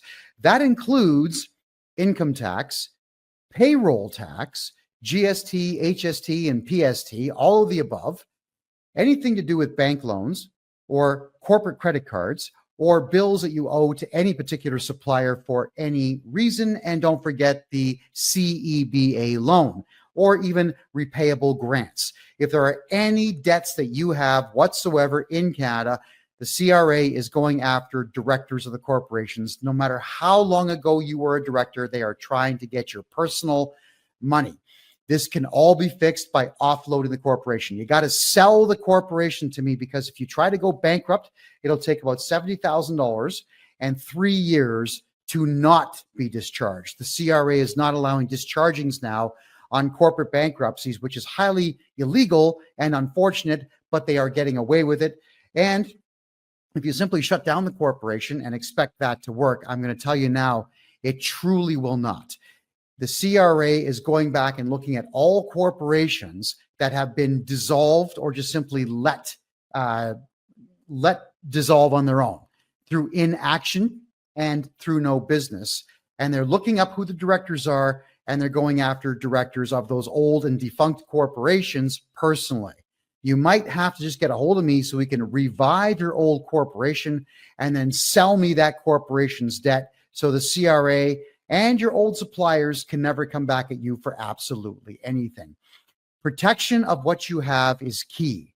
And what the CRA does, albeit is illegal, they are still getting away with it because sometimes the courts do side with them, but not as often as you think. Once the corporation has been sold to me, you'll be signing a non-disclosure agreement stating that you cannot talk to the CRA about the corporation that I have purchased from you, which gets you off the hook completely. And I'll be contacting the Canada Revenue Agency and forcing them to prove that you had a corporate debt in the first place. That is correct. The CRA almost never has any records whatsoever of any of your taxes. What they have instead are assessments.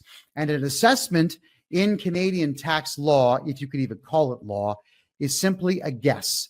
The Canada Revenue Agency has taken one wild guess as to what it is that you owe them, and that is what they are telling you that you owe. That is what they are basing all of their criminal harassment on, is a guess. And it's not even individual people doing it anymore. They are utilizing very poor AI software to judge what you have done in the past and to send you the according assessments to go along with what they think that you could possibly pay in the future. So if you were to have made, let's say, a $50,000 profit last year, they will judge you at about a $70,000 profit this year and tax you based on that. That is exactly what they do. It's all lies. It's all guesses. All of the numbers are completely arbitrary. And the only way for you to get around this is to have me do your taxes for you and then buy your corporation and take away all of that debt from you. The last thing that you want is to deal with the CRA. Let me deal with the CRA. Sell me your corporation right now. Get a hold of me right here at kevinjjohnston.com. I can't wait to sit with you for the hour consultation. If you do decide to sell your corporation to me, then I will refund the consultation fee because then we are doing a much larger scale of business. I want to have as many of you as possible no longer paying taxes in Canada, and I know exactly how to get that done. Starting in January, once a month, I'm going to have seminars on how to not pay tax, how to protect your capital, how to protect your properties, and how to protect your own money.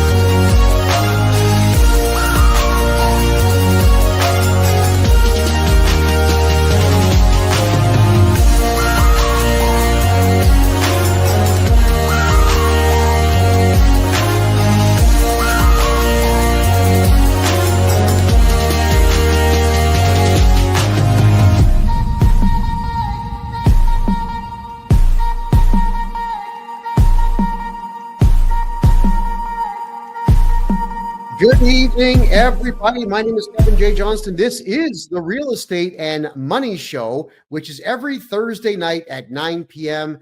Eastern Time. And due to popular request, tonight we're going to be talking about the truth in Canada about wage garnishments and frozen bank accounts that many of us believe mistakenly happens because the CRA has access to our banks, which you're going to find out tonight, really what the truth is on that. And I want to say thank you to all my American friends for being here, and thank you to all my Canadian friends for being here.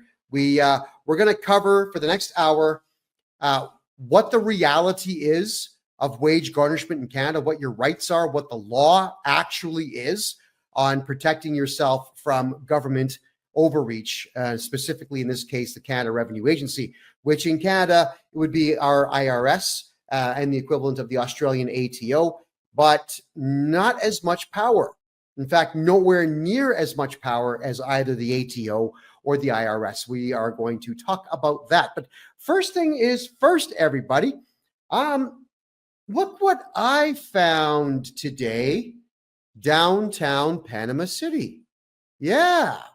The namesake of the former hockey player, Tim Horton. You all know that Tim Hortons Donuts in Canada was once bought by Wendy's and is now bought by some Indian guy, Singh, whatever his name is. So Tim Hortons has a location downtown Panama City. Have a look. There's the photograph right there of me taking a picture. I had no idea it was there. I was in a meeting today with a great number of people. I had a really good time today. Panamanians are very serious about doing business, which I love. And as we decided to just take a quick walk back, we bumped into Tim Hortons. You can see the twisty tower there in the background. That's called the F&F Tower. If you look in the background, you can tell by the reflection in the glass that I am not in Toronto. I am in Panama City. Now, there's only one Tim Hortons here, and I'll share this information with you. This cup of coffee here in Panama at Tim Hortons is every bit as terrible as it is in Canada. I don't know what Tim Hortons did to their coffee formula about 8 years ago, but it sucks, and it sucks here too.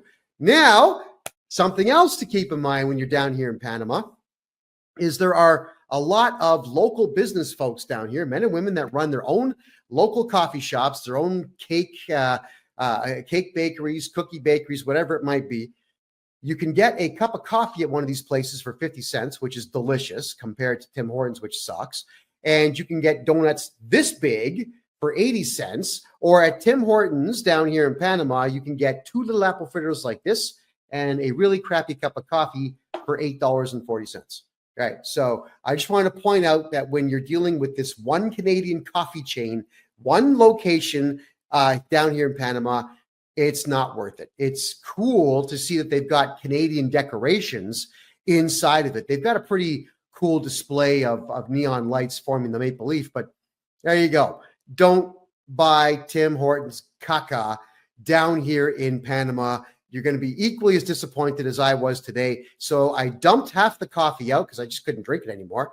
And I stopped at a local coffee shop and got myself a 50-cent cup of coffee. And I am so much happier for it. All right. I want also, this one here, guys.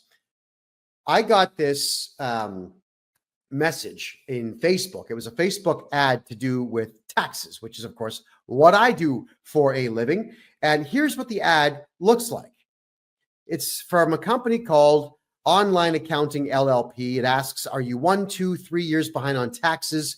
Now's the time to take action before the CRA does, the Canada Revenue Agency does. And what do we see in this advertisement?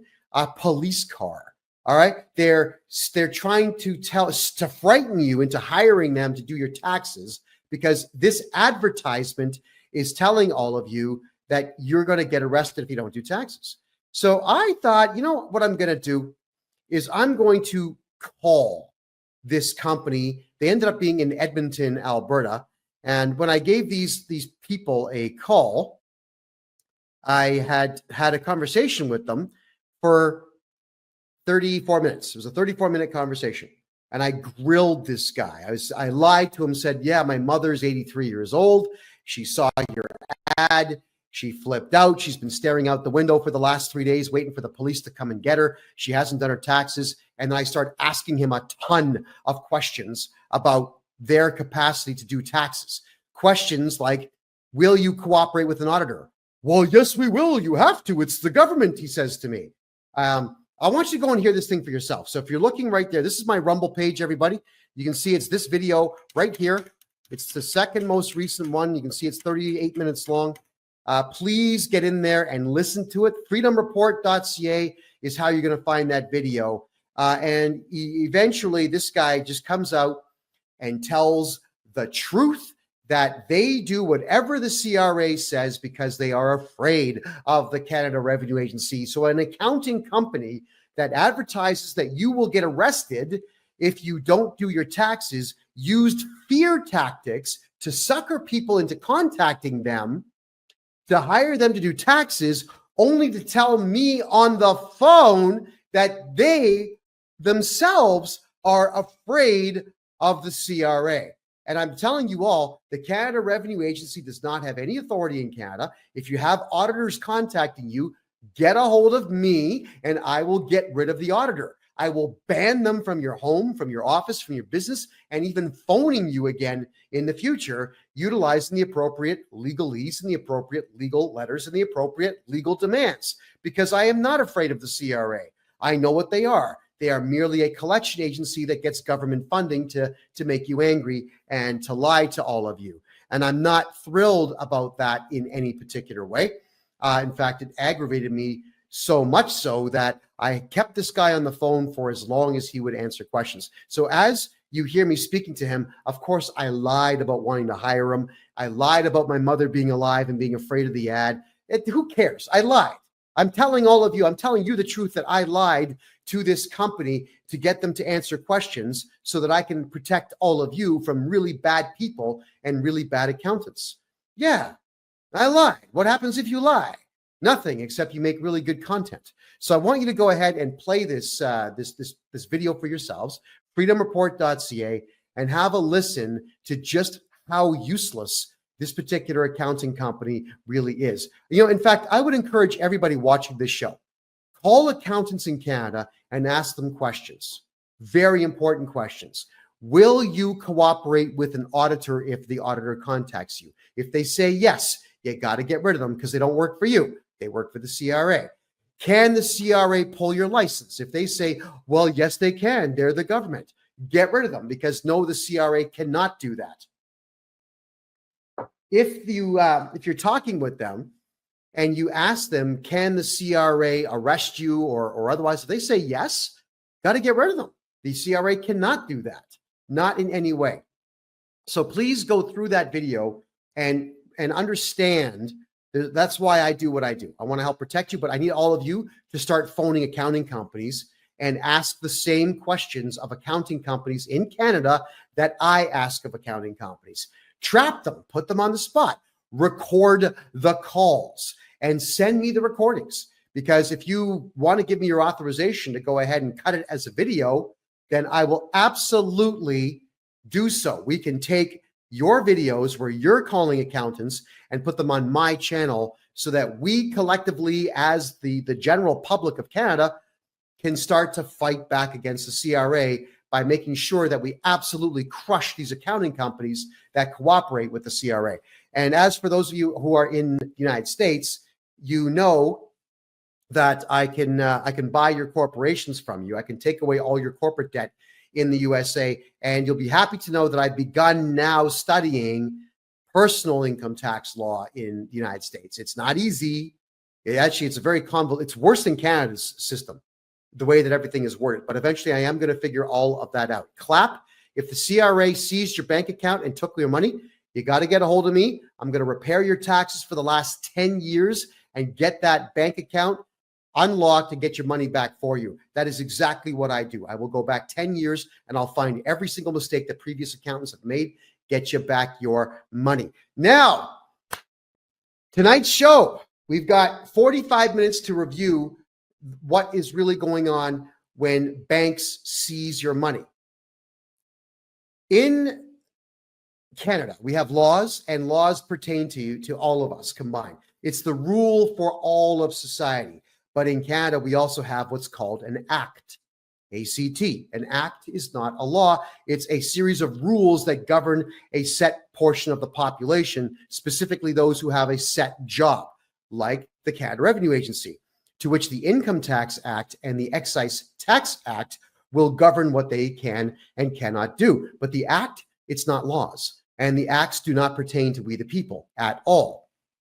So what will happen here with the Canada Revenue Agency, and this is for all of you to understand how to navigate them and protect them. When I tell you that you don't have to talk to the CRA, I mean it. Don't talk to them on the phone, but you should absolutely reply to all of their letters, because in Canada, they will send you a letter saying, we want you to redo your taxes or whatever, and you only have 30 days to do it.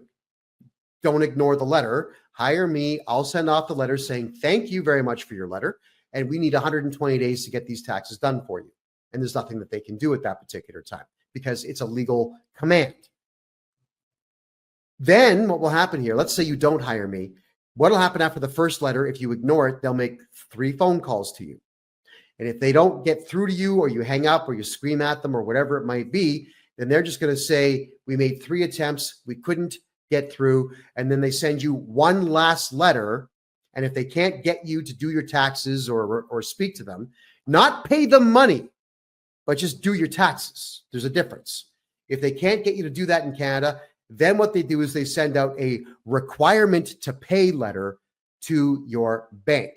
Now, they know about your bank only if your social insurance number, the 9-digit code you get when you're born, or when you're, I guess your parents get you one, that is attached to your bank account. The way you protect yourself is have a corporate account where you are not the director. I'll explain that one in a future show. But they will then send out the requirement to pay letter to your bank. Now, it does not mean that they know what's in there. The bank is actually not allowed to tell them what your balances are. But when this requirement to pay letter gets sent out by the Canada Revenue Agency, the banks automatically just pay them, right? The banks are not in any way, shape, or form obligated by law to give them any money. In fact, the bank could just make a phone call saying, listen, you're suggesting that I steal somebody's money and give it to you. And you're suggesting that I do this without a court order. The banks could say, who do you think you are? The answer is no, we're not going to do that. But the banks don't do that. Do you know why? Because Canadians don't turn around and file criminal charges against bank managers, which you have the right to do. It's your money. It's been stolen from you.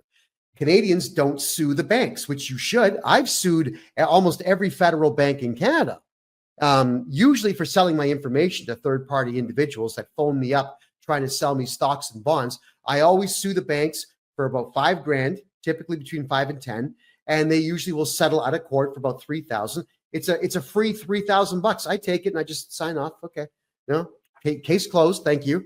But you've got the right to do this, and Canadians don't do it. That's why these requirement to pay letters go out to banks, and the banks just fold up and say, oh, okay, here's the money, because they know you're not going to do anything about it. You can, and you should, but they know that you won't. And that is why when a lot of you get onto my videos and you tell me, hey, Kevin, you don't know what you're talking about. The CRA has authority. They stole my money. They took my money out of the bank. No, they did not. They sent a letter to the bank that was not a court order, and the bank chose to give your money to them. There is a very big distinction that must be made when you are considering the banks cooperating with the Canada Revenue Agency. It is the banks that are completely and totally liable for your money being handed over to the CRA when that is exactly what happens to you. All right, Clap is saying, specifically told my bank not to take my money out of my account to give it to the CRA. Again, Clap, you got to get a court order, a real simple one. It's called a motion in the courts. You file a motion in the court, you subpoena the CRA, they're not going to show up. You tell the judge that they took it out without a court order and you want an order to put it back, and the judge will give it to you. That's all that it takes. It's just a request from the judge, because for the CRA to issue that letter, it's not a lawful command. It's just something that the Excise Tax Act says the CRA is allowed to do. But we're going to read this to you so that you understand it. In fact, I had a really good conversation with a private bank owner. I'm not going to tell you who, but I am going to say that I'm very, very grateful for the time he spent speaking to me. And he sent me off a letter stating that even private banks are subject to this. And his lawyer sent me over two things to consider about why the banks would hand your money over to the CRA. And I'm going to cover them right now. The first one is the Excise Tax Act. And that is section number 317. I'm going to share that on my screen right now with you. All right, let's get this rocking here. Excise Tax Act. And okay, here we go, everybody. This is section 317 of the Excise Tax Act. And I'm just going to read it verbatim and explain it to you. Garnishment. 317, subsection 1, if the minister has knowledge or suspects that a particular person is or will be within 1 year liable to make a payment to another person who is liable to remit an amount under this part in subsections 2, 3, 6, and 11, referred to as the tax debtor, the minister may, not must, may, by notice in writing, require the particular person to pay without delay. All right, so let's cover this first paragraph here. The minister, which is just some jerk. It's not the minister. It's not the Minister of Finance in Canada. It is just some jerk who works for the Canada Revenue Agency that writes a letter and sends it off to the bank. So if you hear what it says, the minister, or in this case, the CRA loser, may, in writing, require, which is to request, not you must do, it's just a request, require the bank to pay without delay. Or anyone for that matter. It doesn't have to be a bank. It could be your bookie. It could be your job. It could be your life insurance policy.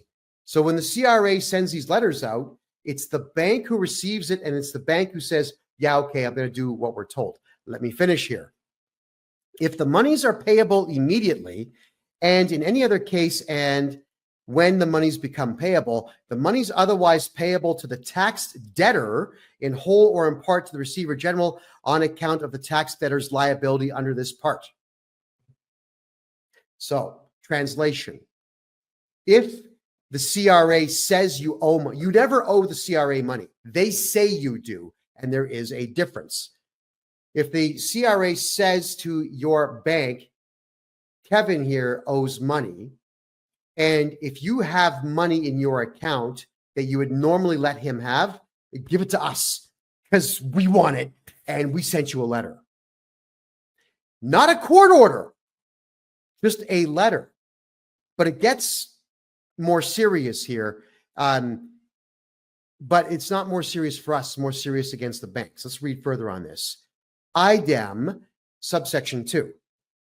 Without limiting the generalities of subsection 1, where the minister or CRA has knowledge or suspects that within 90 days, a bank, credit union, trust company, or other similar person, in this section referred to as the institution, will loan or advance monies to or make a payment on behalf of or make a payment in respect of a negotiable instrument issued by a tax debtor who is indebted to the institution and who has granted security in respect of the indebtedness, or a person other than the institution will loan or advance monies to or make a payment on behalf of a tax debtor who the minister knows or suspects, subsection 1, is employed by or is engaged in providing services or property to that person, or was or will be within 90 days so employed or engaged, or 2, where that person is a corporation not dealing at arm's length with that person.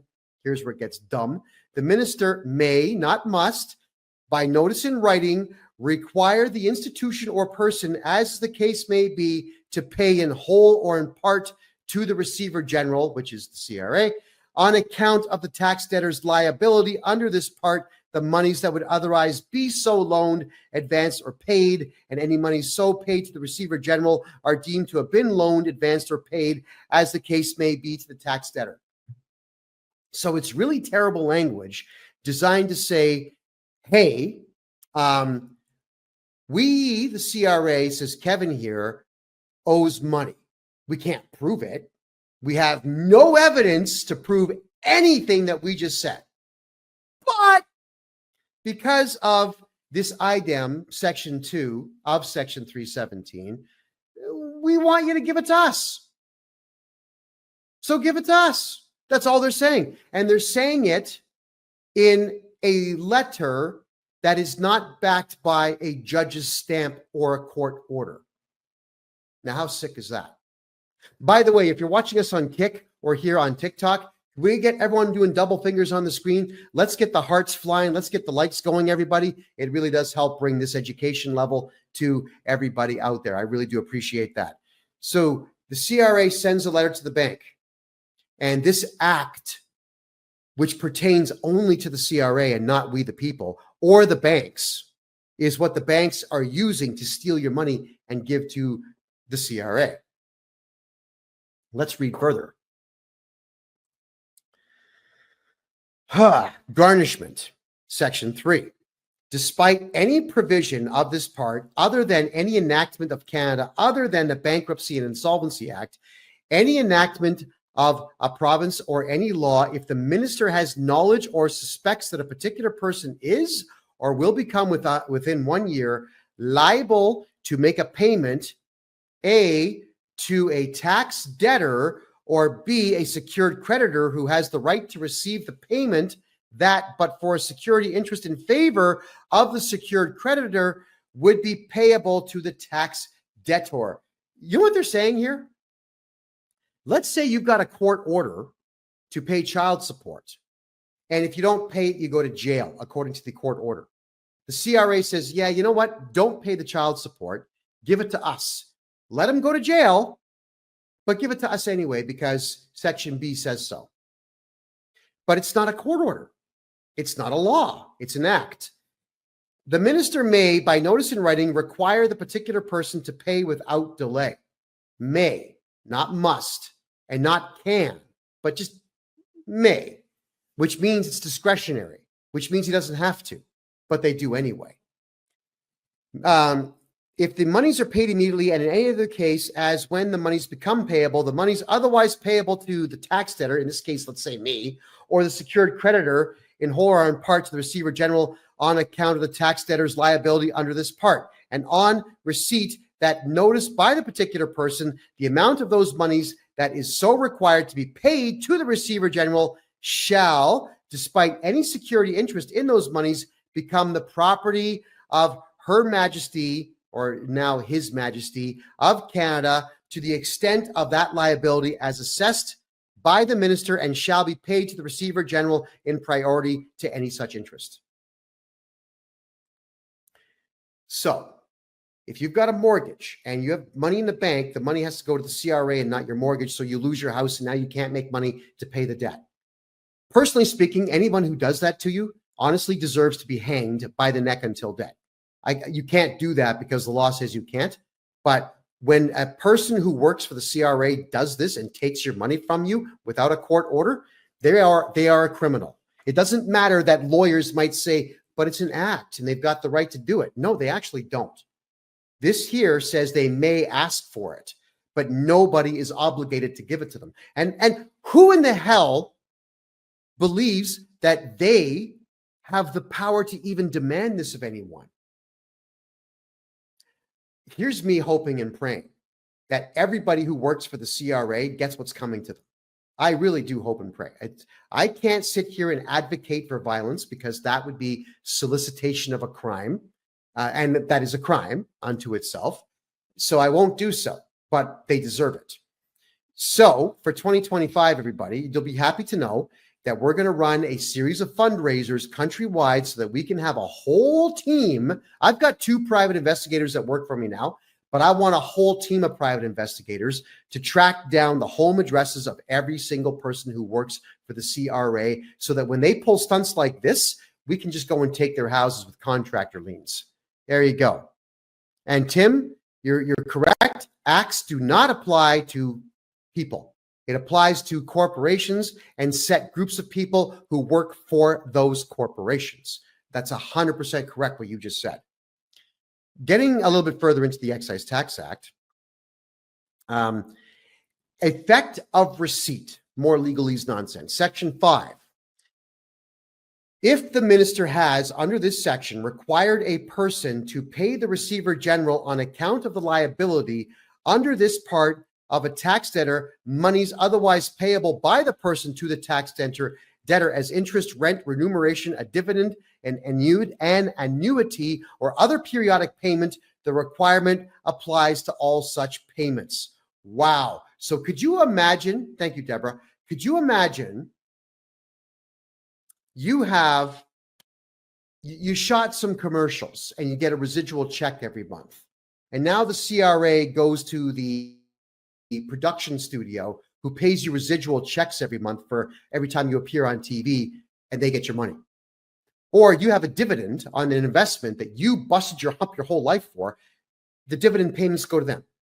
The audacity of that. But that's only if the CRA knows that you get these things. So, how does the CRA know? Because you told them. Because at some point you did a tax return when you said, I get dividend income. I own a house and I have rental income. I was in a TV show years ago, or I did some radio work and I get residuals. You told them that. The CRA has absolutely no way to know any of these things at all.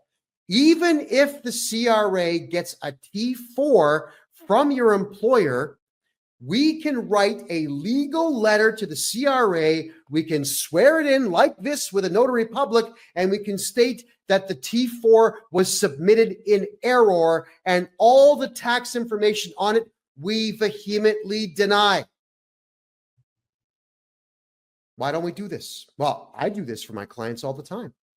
If I look at a T4 and I think there's one mistake on it, then I'm going to go ahead and attack the CRA saying, you cannot use this T4. It's an error. Then we go and attack your employer and we get them to fix it. And that's another long story unto itself, but I do this for clients all the time. So what I'm getting at here, everybody, is that the CRA is making a boatload of demands. Hold on, I'm just going to get rid of a troll here. Someone's calling themselves David White. They're trying to get my attention. They're not going to get it, and they are officially blocked. Confirm. Bye-bye. We don't tolerate trolls here, everybody. Sorry. This is about finance and commerce, not about personal vendettas you might have. All right. The way that we do this is the CRA is going to make demands of anyone that they know might be giving you money, and they're going to send letters to those parties, your bookie, your boss, your bank, your creditors, your life insurance company, all of these things, okay? And Travis, I see you there.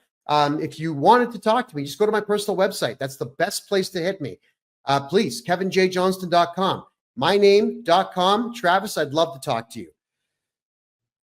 We have to stop telling the CRA everything about our personal lives, because everybody out there who tells the CRA anything, the CRA now knows and will pursue it.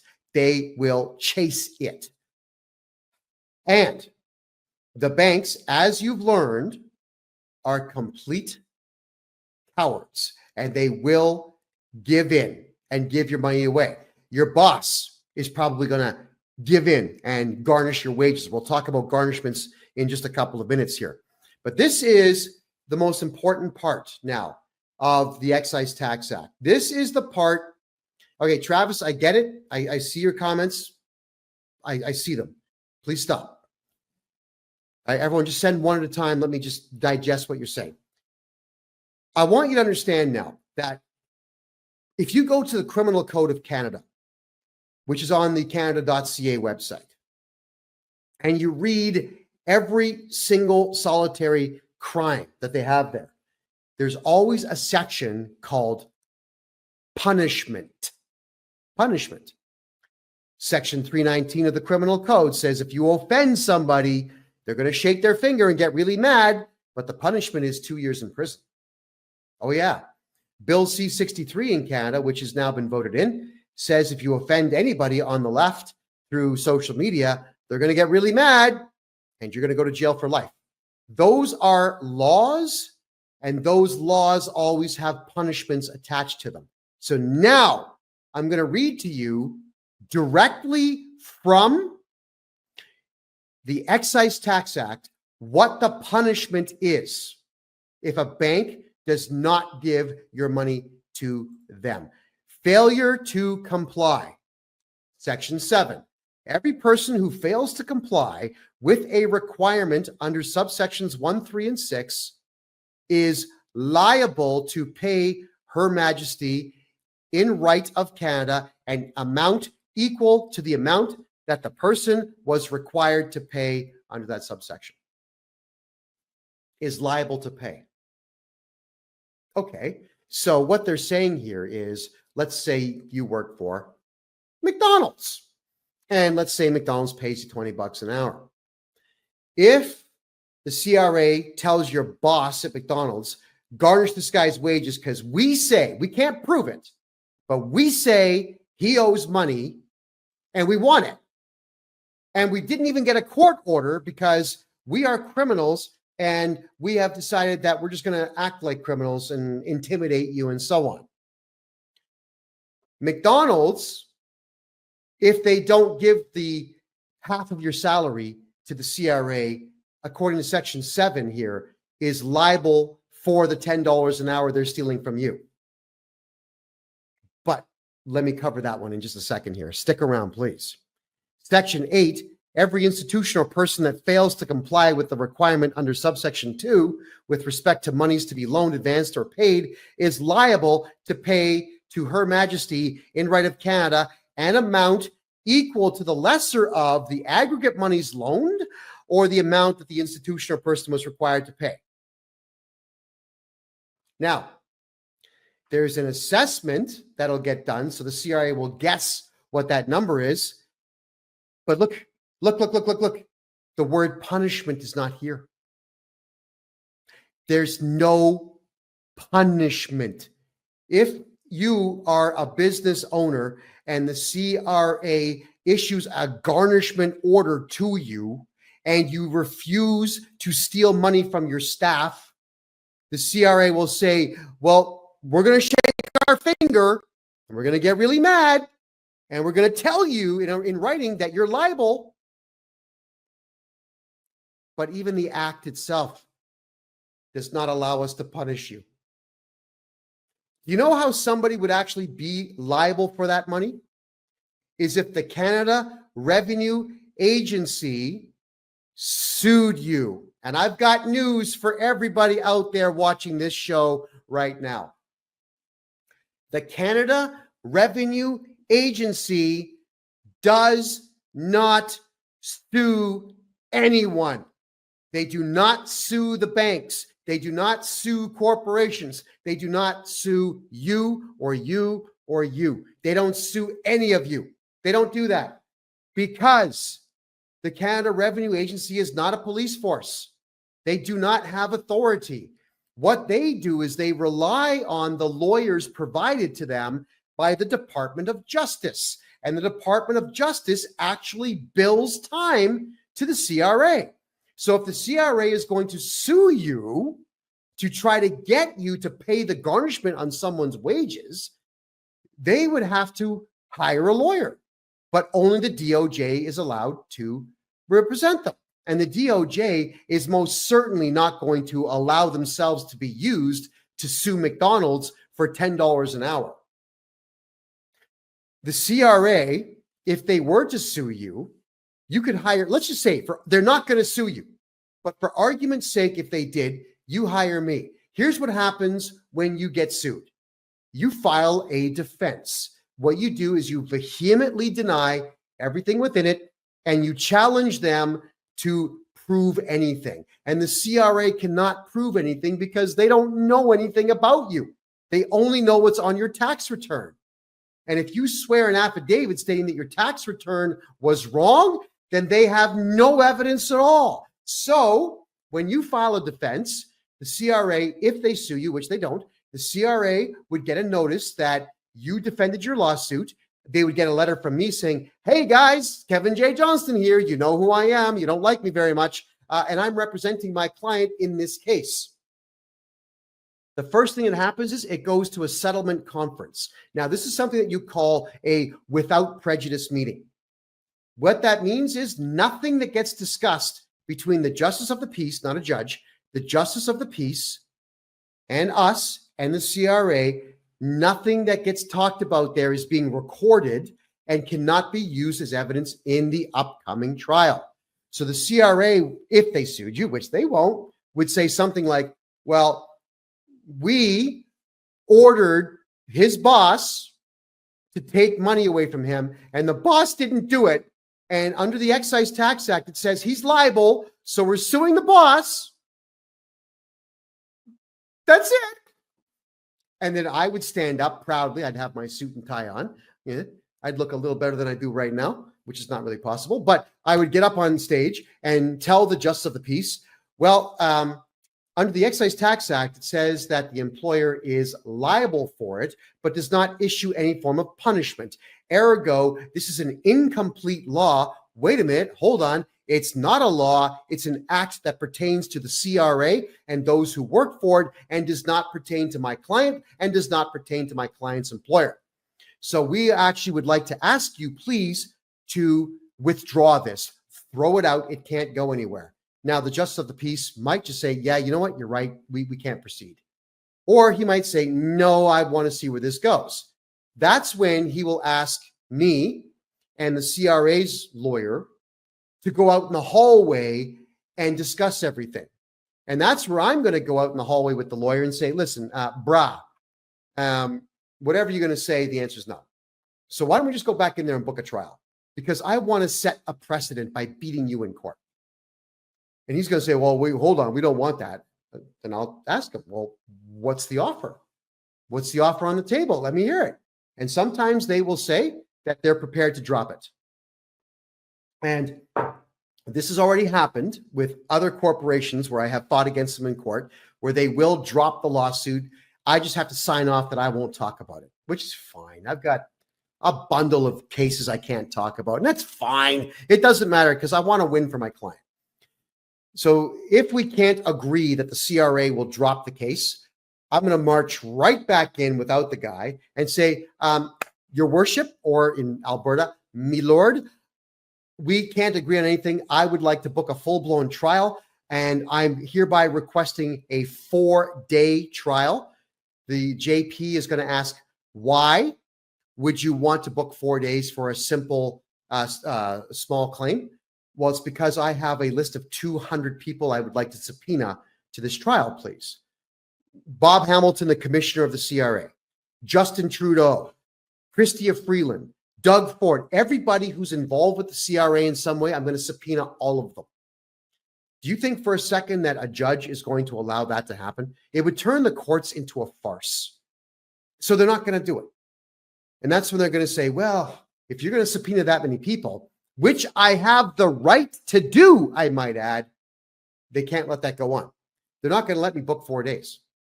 So again, they're going to, the JP will then ask me and my client to leave the courts so the JP can talk some sense into the CRA. That's how it would work. The whole thing would get tossed out the door. But because the Canada Revenue Agency does not sue anybody in Canada, this will never happen. So I have just proven to all of you tonight, reading the Excise Tax Act to you, that there is no punishment that the CRA can issue to your employer if they do not wish to garnish your wages. And there is no punishment that will be issued to any bank in Canada if they refuse to hand over your money to the CRA. And that is the most important thing for Canadians to understand. The Excise Tax Act does not pertain to we the people at all. Superstar is asking a question here. How about if you owe GST collected for 20 years ago? Can they take it from your bank account?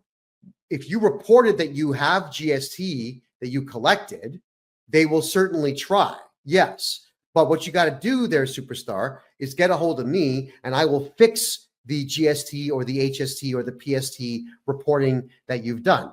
The odds are good if you're not an accountant, you got the numbers wrong. I will get the numbers right and make sure that those 20 years worth of debts are history. I'm just going to show you now the Income Tax Act. Let me change screens here. Hold on. I'm just going to switch. StreamYard's not the easiest one in the world to switch on.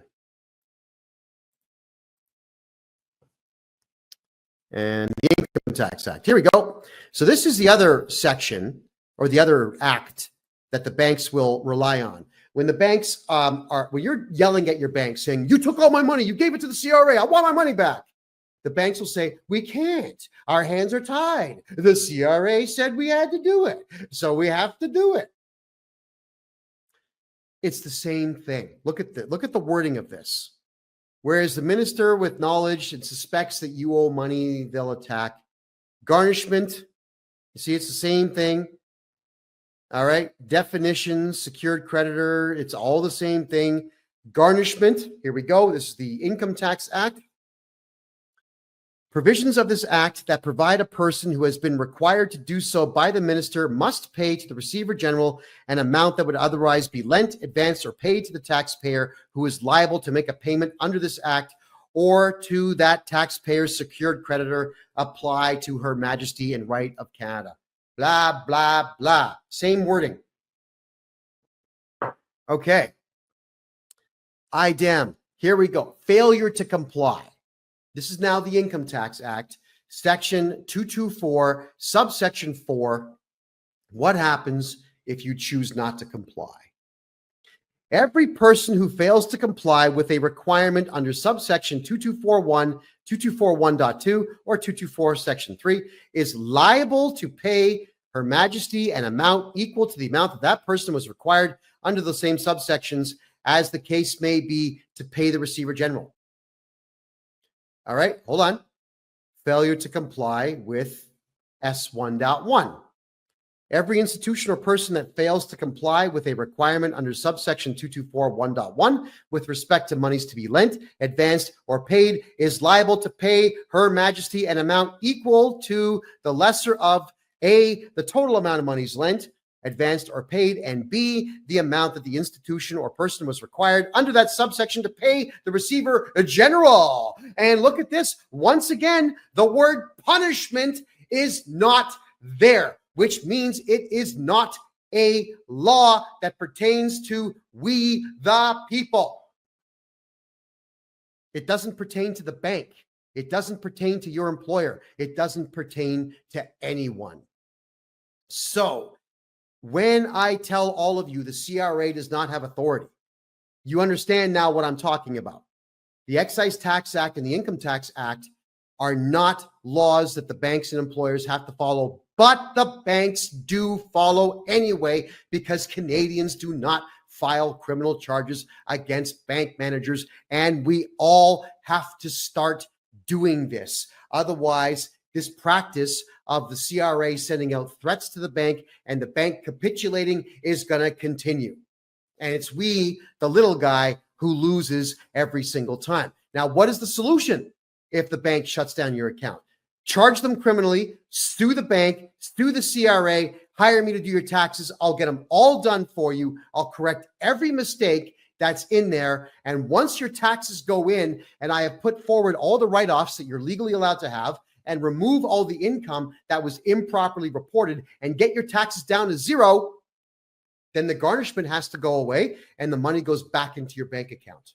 So the fastest way is to stop going to H&R Block, stop going to Sidler & Co., stop going to these stupid accountants out there and these idiots on TikTok who tell you, well, I'm a tax expert. I can help you pay less. Well, tell you what, I can help you pay zero.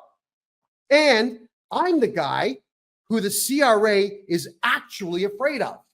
And I know this because the CRA sent me a threatening letter saying, you know too much. You know too many laws. And we don't like that. So you're not allowed to represent people anymore, which of course my lawyer fired right back and shot them down in flames. Now, can you think of any accounting company in Canada that would actually read the Excise Tax Act for you and interpret it for you and explain it to you? No, of course you're not. You're going to get accountants and managers and employers out there that just do what they're told. That's the Canadian way, by the way, is to be a completely spineless, gutless coward and do everything that you're told. Barbara, thanks for being here. Appreciate that. So, Canada, I would now like to talk about wage garnishing. Everything, yes, Travis, that letter is on my it's on TikTok, it's on Instagram, Kevin J. Johnston X, it's on Twitter, Kevin J. Johnston X, it's on my website, kevinjjohnston.com. It's absolutely everywhere. So when your wages get garnished, here's how it happens. It's exactly the same thing. It's almost exhausting to have to explain this, but I'm going to do it because this is what I do for a living, everyone. If the CRA says you owe money, it is only because you told them that you owe money on your tax return. That's okay, I fix. But if the CRA says you owe money and they want it and you're not cooperating with them, they will send the requirement to pay letter out to your boss. Now, this is where I lose my mind with employers. And I have given a lot of employers a very difficult time this year. The number one commodity, the number one asset that every business has is a highly skilled employee who's dedicated to the company. If you've got an employee who does their job, doesn't complain, doesn't take extra long lunches, doesn't sell your secrets to other companies, shows up even when they're sick, obeys the rules, treats people with respect, your customers love them. You're going to repay them by stealing money from their paycheck and giving it to a collection agency because you got a letter.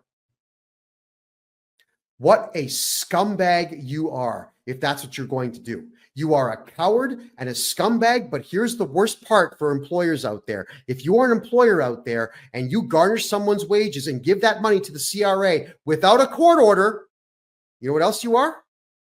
You're a criminal. And I mean literally, you are stealing money. You have committed fraud and you've committed theft. And because you conspired with the CRA to steal that money without a court order, the court order would protect you. But because you've conspired, it's also conspiracy. These are very serious criminal charges. Why would you do that? Why would you become a criminal because you got a letter in the mail? And the odds are pretty good you got a letter in the mail from somebody who's not a Canadian citizen, someone who doesn't deserve to even be in the country or be around decent human beings. Yeah. So what I want to tell you is that you shameful, gutless individuals, I'm going to be, in 2025, I'm going to be helping my clients sue your company, sue you personally, put liens on your properties, and charge you criminally. It's time to take what I do to the next level. Employers should be terrified to cooperate with the CRA. I know what the CRA says. Now, the CRA, the employer who gets these letters could actually charge the CRA with this, but they don't. The CRA always says, if you don't give us your staff's money, we may, not will, we may audit you. That's the threat they use. And employers are losers. Oh my God, I don't want to get audited. That's what they sound like. If they audit you, you call me and I get rid of the auditor. I'm the one that tells the auditor, hey, You can't talk to my client. You got to talk to me. You're banned from the property. You're banned from their church. You're banned from their home. You can't even phone them. If you talk to any of the staff, guess what happens? We're going to find you. We're going to take your house. That's my job. So employers out there, watch out. I'm going to make an example of you. The CRA, they've got the right to send a letter, but so do I. And you do not have the right to steal someone's money because the CRA sends a letter. The only right the CRA has is to send the request for money. You've got the right to say no. And if they send an auditor after you, that's a crime. It's malicious prosecution. That is a crime. It's what the Americans call a felony. It's what the Canadians call an indictable offense. It's a crime. You do jail time for these things. So we, the people, need to go on the attack. If any of you out there have had your wages garnished and they're still being garnished now, get a hold of me. We're going to get your money back because I'm going to go to war with your employer over that. Think about all the crimes that the CRA has committed. I don't care that they have an act that says they could do these things. They are still breaking the law. Acts mean nothing. And remember, everybody, at Nuremberg, when Nazis said, I shot children in the head because I was just following orders, it didn't work for them. They all got hanged. It's not going to work for your employers, and it's not going to work for the CRA as long as we, the people, gang up on them and become an army and fight back. It takes nothing. We don't even have to use violence. We just have to sue your boss and go to the courthouse. If the cops will not file charges, then you go to the courthouse. You grab the forms that they have. It's called filing a private information. You can file criminal charges against somebody in a courthouse. It's free. Then the police have to go see your boss and hand your boss a summons to appear in court on criminal charges. Why are we not doing this as a society, everybody? Now, you got to remember, I would love to do this for everybody out there. I've only got so many hours in a day, but I'm going to be teaching everybody across Canada how to charge CRA criminals and your bosses and your bank managers who steal your money.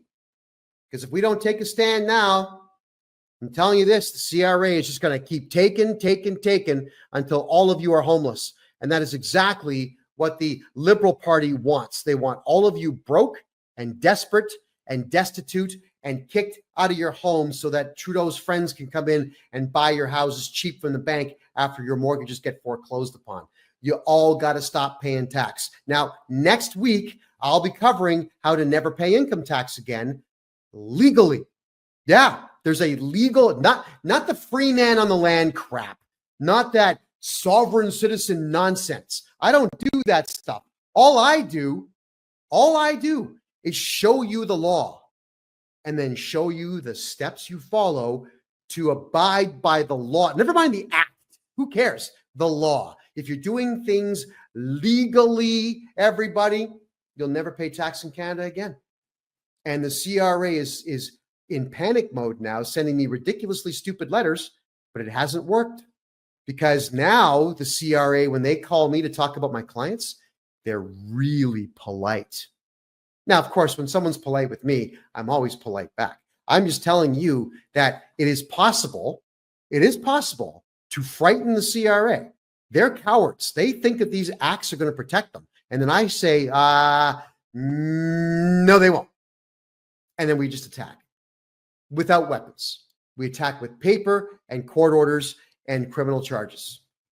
Let's do it, everyone. If you want your taxes done properly, everybody, get a hold of me at my website. It's kevinjjohnston.com. Book yourself a 1-hour consultation. I can't wait to help you get all your tax problems fixed. I'm going to go back 10 years in your taxes and get you back at least 50% of what you've paid. And it's all going to be done legally within the bounds of the law because the CRA has no laws to back it up, just acts. And those don't mean a thing, especially even in a court of law.